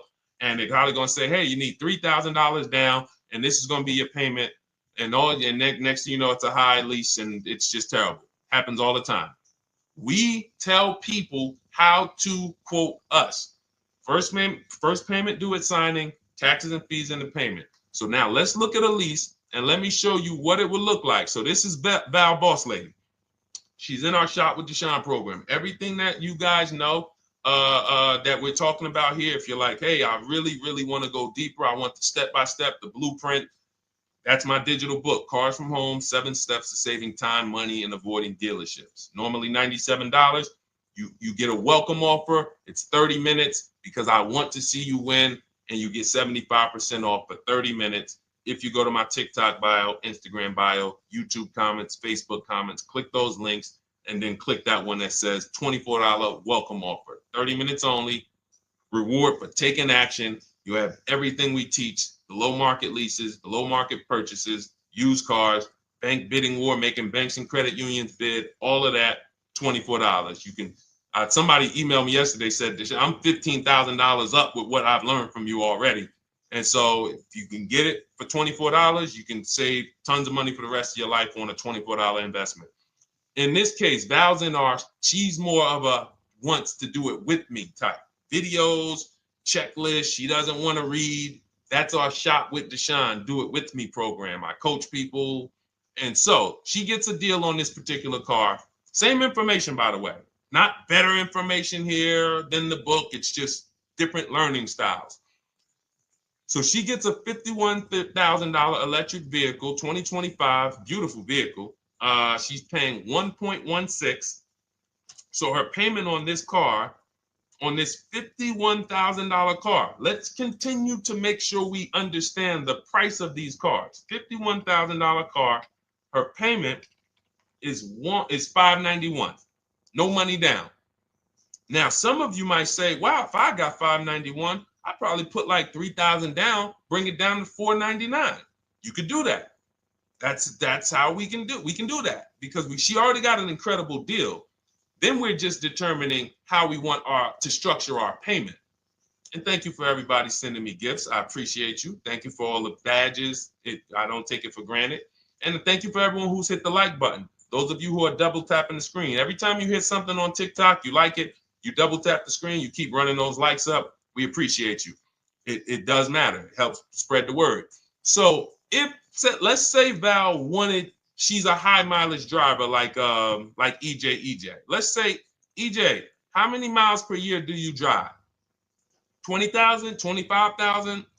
Let us know. I'm gonna show you why. In my book, I have 2 strategies for high mileage drivers. I'll tell it to you guys right now.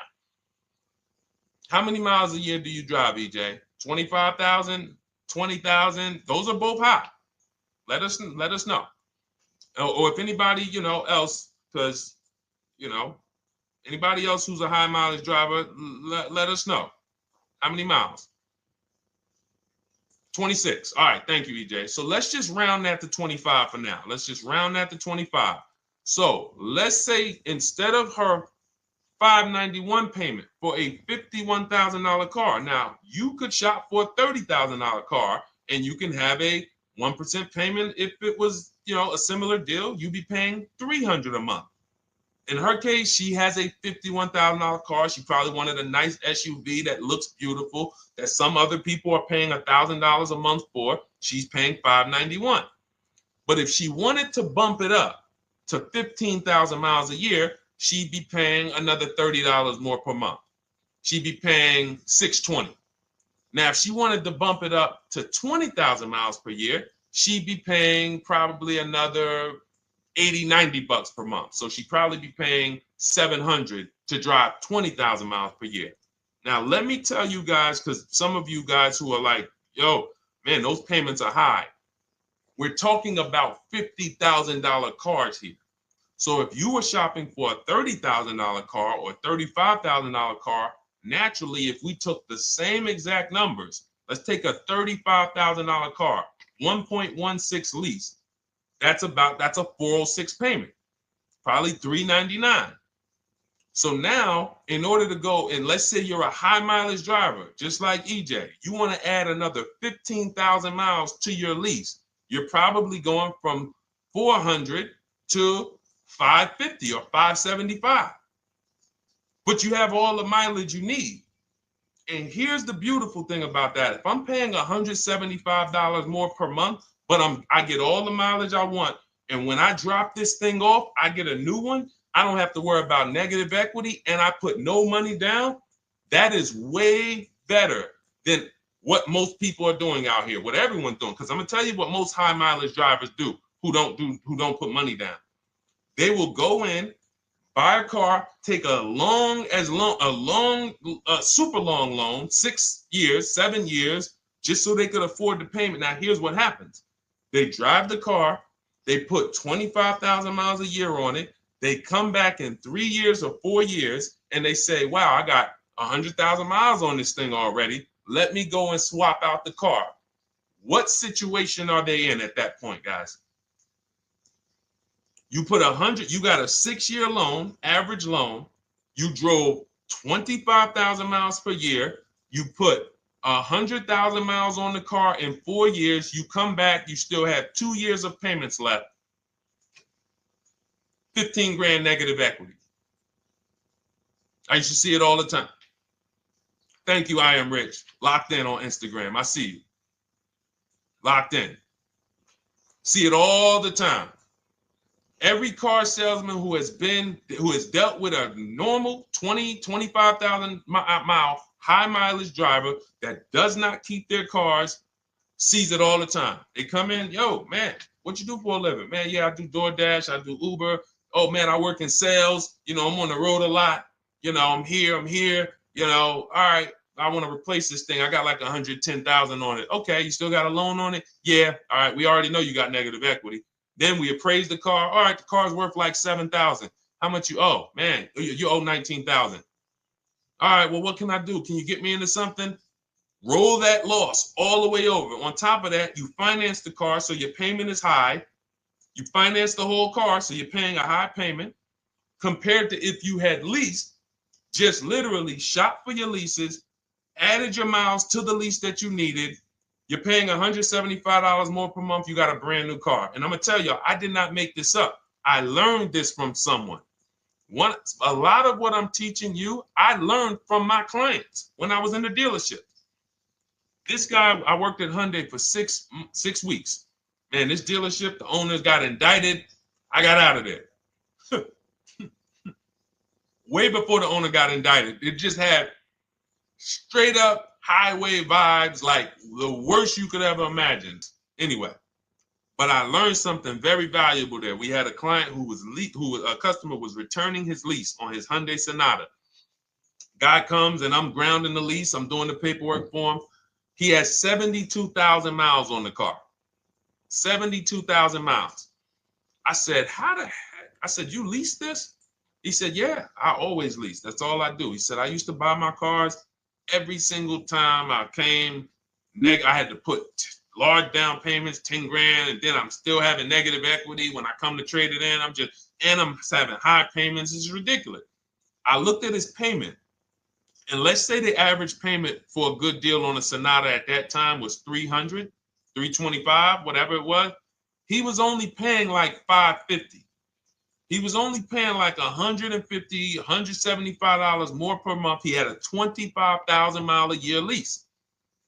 And that's what he did. I drive these cars. I'm on the road. Boom, boom, boom. I change my tires. I do my maintenance. 3 years. It's a fixed cost.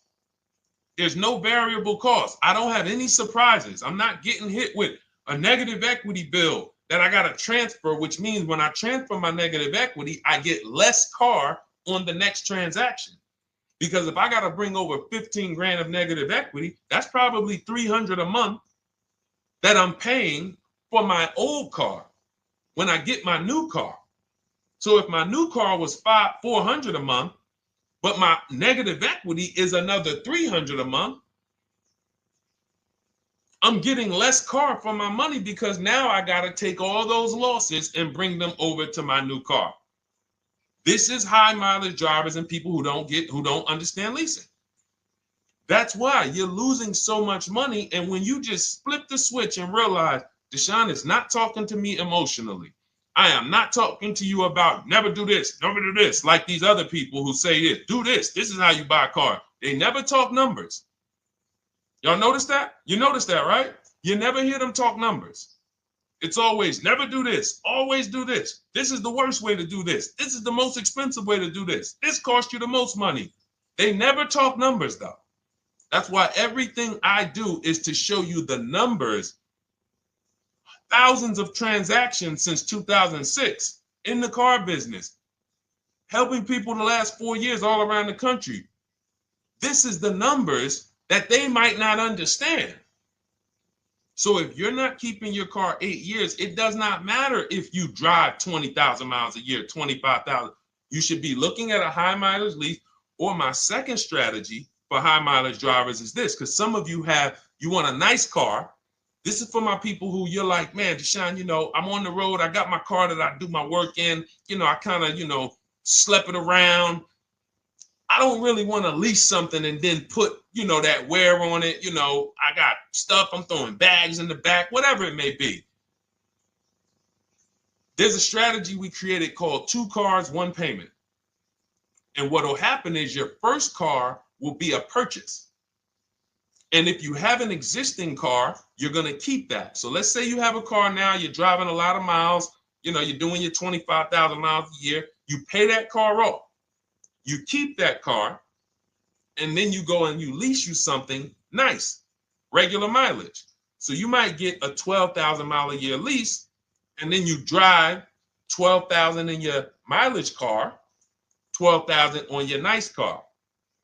Because some people are like, I want a car that I could, when I need to go somewhere nice, this is what I want to drive. When I'm with my family, this is what I want to drive. But when I go to work 5 days a week, I'm going to drive my mileage car, 3 or 4 of those days. And then I'll take the lease maybe 1 of those days, and I'm splitting the mileage. You still have 1 payment. It's low. And then every couple years, you replace the mileage car or you replace the lease car. And depending on when the lease is up. But you want to keep that, and that mileage car should be something that will last. Ideally, something that you can get 200, 300,000 miles a year out of that car, because that's what that car is there for. Man, I'm hopping in this thing, man. Oh, transmission went out at 170,000 miles. Go get you a rebuilt transmission. Boom, boom, drop it in there for $2,000. Get another 80,000 miles out of that car, but you still got your lease car, and you're just splitting the mileage. Both of those are short-term strategies for high mileage drivers. That is not for long-term people. If you're a long-term person, I keep my cars 8+ years. Forget about leasing. You should just be finding the best deal, below market purchase, keep the car, something you can keep for 8+ years. You can put 30,000 miles a year on a car 8 years in a row. If you get the right car, and in 8 years, you got 240,000 miles, and then you replace it. Forget about leasing. This is only for you guys not keeping your cars 8 years. You're getting killed on depreciation. You're paying tons of money. This is you. You are the people who should be leasing. Okay? So everything we're talking about this is the Cars from Home system. We teach this. I'm not freestyling this. This is in my book, digital book, Cars from Home, 7 Steps to Saving Time, Money, and Avoiding Dealerships. We have two strategies for high mileage short-term drivers, 1 strategy for high mileage long-term drivers. And so if you want your copy, you can get it for 75% off. That's our welcome offer to you as a 30 minutes welcome. Thanks for being here. I want to reward you. If you want everything we teach in a step-by-step way, go grab your digital copy. It's in my TikTok bio. It's in my Instagram bio. Click those links. We also got a link in the YouTube comments and the Facebook comments. Grab your copy. And make sure as soon as you purchase, screenshot the thank you page. You're going to see thank you for your purchase. Screenshot this page because it has my support team's email on there. And then there's a link for you to open the book right there. You can save it right to your computer or right to your phone. Okay, but and we also have a special for those of you who are like Deshone. What about that, video checklist and coaching program? That's lifetime access to my video checklist. You're like, maybe Deshone, I don't really read. I like step-by-step videos. And also, I want to be in your Facebook group. We have 1,600 people before you that are in that group, 2,300 people that are shopping with us that have a lifetime access to our video checklist. We have a $200 special for that welcome offer. And so I'm always about rewarding people for taking action with a special offer. It's limited time though, and so get in where you fit in. All right, let's keep it going. Thank you, Corey. Said amazing knowledge. Thank you, and I'm glad I saw somebody said that's a great idea with the 2 cars. Thank you. It's a great idea. All right, you've convinced me to lease my next vehicle. Awesome. Awesome. Does your service shop for lease terms on the car? Absolutely. If you qualify for done for you, that means you just want to relax. That means we only shop for new cars and leases for people, new purchases and leases. And you have to have a FICO score over 670. But yes, here is a market report that we prepared for a client. Let me put on do not disturb. Here's a market report we prepared for a client. Okay, so I showed you that that's an Infinity. We didn't even finish that. We had just started for this client. But this is, do I have one here? No. Do I have a lease market report here? Yeah, right here. So that's an example of what a Kia, this is a particular Kia lease where their best offer was a 1.27 offer. Now, here's how you know you found the bottom of the market. And again, whether you're using the book or whether you're calling around, again, you can call around to do this. The key is not going into dealerships. You cannot do this going in. Once you get your offers, you know you found the bottom when your best offer is between $150 to $200 less per month than your worst offer. And if you're purchasing, you should see a spread of between $3,000 and $5,000 minimum between your best offer and your worst offer. That's when you know you've shopped correctly. Because until you find the 80% dealers, you have not shopped correctly. If you're like Deshone, these prices still seem close. You have not found, you're talking to the 80%. You haven't found the 20% yet. Because the 20% is going to be that 3,000 to 5,000 less than the 80%. That is just the numbers. That's the way it works. So yes, so when some cars you're going to see that the lease program won't allow for a 1.1% lease. The best offer, we've shopped Hyundai Palisades for years, and I got my dad one back in November, and his best offer is around 1.3, 1.28. That's the best I've ever seen on a Palisade. I've never seen a 1.1 on a Palisade. I've had people in our Charles, some of you know, I posted pictures of him when he got his Palisade last year. We clear out the old pictures because we got a bunch of new people with 2025. So we're not going to sit here and talk about 2024s anymore. We got Ken, we got Melissa, we got Sheree, we got a bunch of new people, just Ralph. We're not going to, but I do remember posting Charles who got his Palisade and he's like, he shopped, used the system, got his multiple offers. Best deal was 1.3. So that's where it comes in at because of the lease program. That dealer is already taken off to win the bid, probably taking off $5-6 grand. But if they don't have more rebates and more incentives and then it's not going to lead to a 1% lease. So the 1% leases come from major incentives. Maybe sometimes they have too many of the vehicles. They want to move them. Lots of bank support. But what I tell you is you should be looking for between 1.25 and 1.5. That's how you should budget for a lease, between 1.25 and 1.5. That's a great deal. And if it has a really aggressive lease program, once you get your bids, you're going to see it fall under the 1.25. You see it fall into 1.1, 1.2. But we don't know what the lease program will be until after we shop for that vehicle. Okay? So yes, absolutely. It's an empowering way to shop. It's also fun because you can see, man, I'm not begging anymore. Like, these people are like, please do business with me. Please do business with me. You know, and then you start to feel bad for everybody who's still in those dealerships doing it the old way, because you know they're talking to the 80%. There's no way they can win. They don't even know there is an 80% to realize that's who they're talking to. So when the dealer says, all right, I'll take off $4,000, they're like, ow, I won. Man, the dealer took off $4,000. But if they saw the whole market, they would understand that that dealer actually is overpriced by $7,000, $10,000. So taking off the $4,000 means nothing. It's just sad. It's a sad thing. And that's why I spend my time trying to convert you guys from negotiating one-to-one to getting multiple offers so that you can see for yourself. All right. Thank you, Julie, name Richardson. Thank you for sharing. XP got the number 2 gifted badge. Forgive me because I don't really know what that means, but I just know that's what it's saying. So I appreciate it. Thank you, Corey22. Sherry Baker, thank you so much. Number 1 gifted badge. All right, let's go to some more questions. We got some more questions. Dolan, I'm sure you got a lot of them. And what I'm going to do for the rest of the broadcast is just try to do rapid fire questions and answers. Okay. And if you guys want me to go deeper on any particular subject, then just feel free to say, hey, could you go deeper on that? How do you get a car loan with bad credit? Well, we have a resource. It's not our company. We have nothing to do with them. But we always try to stay up to speed on who's financing people with bad credit, because the goal is you don't want a dealer controlling your financing. Somebody just came up to me. He's a neighbor.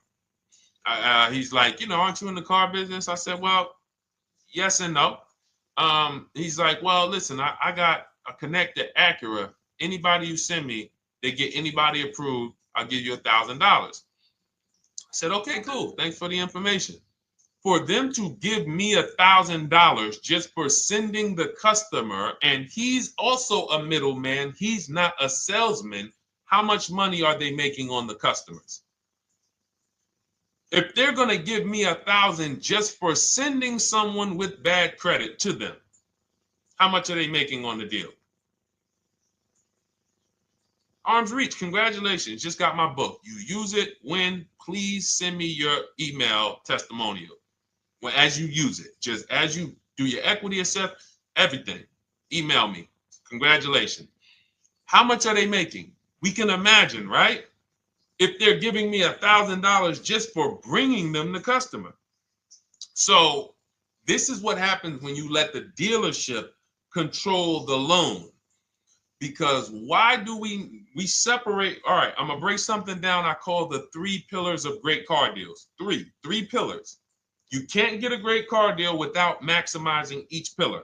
And some of y'all that have been with us for 3 years, y'all already know the 3 pillars. First, who you buy your car from.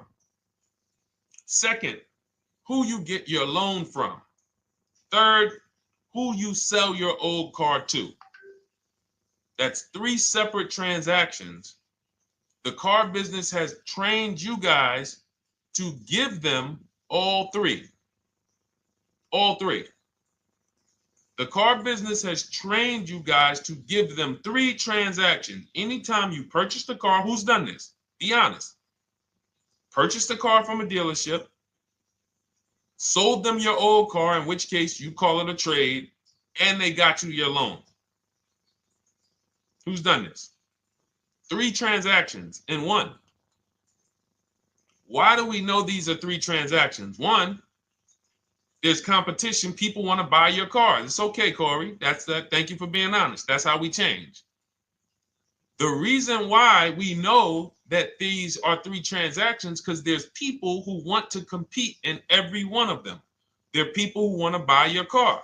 That's why step 2 in our book, we never trade. We get offers from CarMax, Driveway, Carvana, AutoNation, Car Gurus, Kelly's Blue Book Instant Cash Offer. It's a bid. We just had someone sell their lease. Miss Hickman, she sold her lease, made $4,700 selling her lease. CarMax won the bid. Drove the car for 3 years, had equity. She dropped her lease off. They gave her $4,700. Won the bid. That's one pillar. Second, who I'm going to get my loan from if I'm getting a loan. Those of you who are paying cash or leasing, this is not a pillar. But we need to bid out our loan. We had a great talk yesterday on our show yesterday where I asked, who do you guys get your loans from? Most people said the bank, the credit union, the dealership. One person said the right answer, whoever gives me the best APR. That's the right answer. And then we have who we buy our car from. There's banks and credit unions that want to compete for our loan. There's multiple dealers who want to compete to sell us a car. So we can't get a great deal until we have bid out each pillar.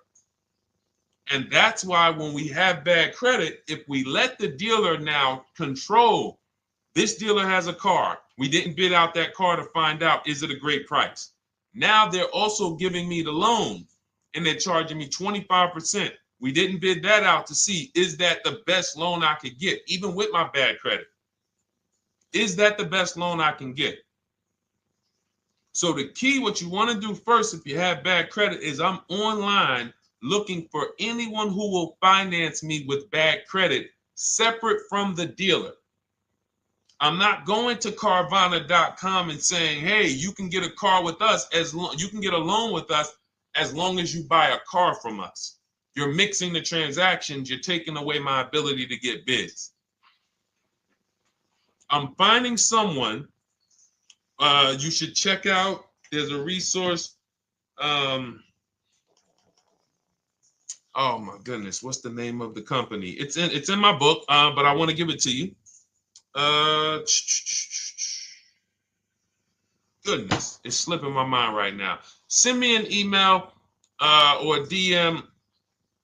Because here's the thing, if you use just that part and get the loan funded, but you don't know how to bid out everything else and structure your transactions, and are you keeping the car 8 years?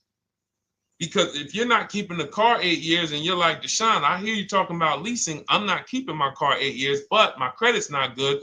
The only purpose, if you telling me that I could be driving brand new cars for cents on the dollar, but I don't qualify right now, this car that I'm going to get is to set me up. So I'm not going to get a $30,000 car. I'm going to get me a $12,000 car, $10,000 car, the cheapest car I can get a loan on so I can establish a payment history. And once I establish a 2-year payment history, yeah, I'm going to drive a car less than what I could drive.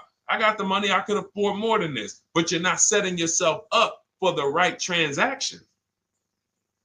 You should be setting yourself up and saying, all right, I'm going to sacrifice with this car, drive something that I know this is not my ideal car, but I'm going to build 2 years of payment history. So when I go and I swap into my lease in 2 years, I'm out with a brand new car. I'm paying cents on the dollar and I won. But it was a plan. It was a long-term plan. This is the second most expensive purchase of your life. You can win every single time, or you can lose and set yourself and your family back 5 to 10 grand each car or more. Every time you get a car, it's 5 to 10 grand more you're coming out of your family's bank account than what could have. Then you got the car breaking down. Now you got tow trucks, all because you don't have an actual plan you're rolling out. And that's what I see a lot of people do with bad credit. Oh man, I got bad credit. I'm just going to go and get me something. I could afford $600 a month. And they go and buy the most expensive car. But because 25% interest is on the loan, they're not getting the most car for their money. Now, 3 years down the road, they're going to pay the high payment, still have negative equity because the interest is so high. And then they go and swap and do it again. And because the payment's so high and the car is older, because they want something fancy, but they really can't get that because, again, the interest is high. That's eating into their budget. Now they're going 3 years down the road. They missed 3 payments. They were late 3 times, so they're no closer to leasing. Credit's still bad. This is disaster. So if you're a long-term person, I break it down for you guys into 2 groups of people, long-term, short-term. Long-term high mileage driver, short-term high mileage driver, different plan. Long-term bad credit person, short-term bad credit person, different plan. If I'm a long-term person with bad credit, here's what I'm doing. Finding the absolute best car I could find, getting bids, either new cars or used cars. We got the strategies for both. You can use the marketplaces, cars.com, Car Auto Trader. We got a whole strategy for how we find used cars, but you find that car, you pay your loan of 20%, 19%, 18%, if that's the best you can get. Because here's what you're going to do. In 2 years, you're not swapping into a lease. In 2 years, you've established a payment history, you fixed your credit, and now what are we going to do?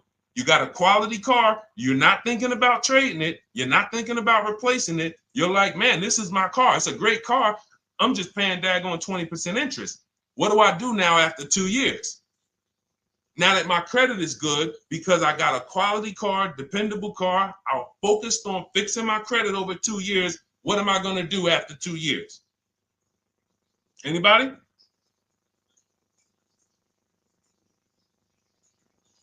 Thank you, Arms Reach. Refinancing the car. Exactly. Exactly.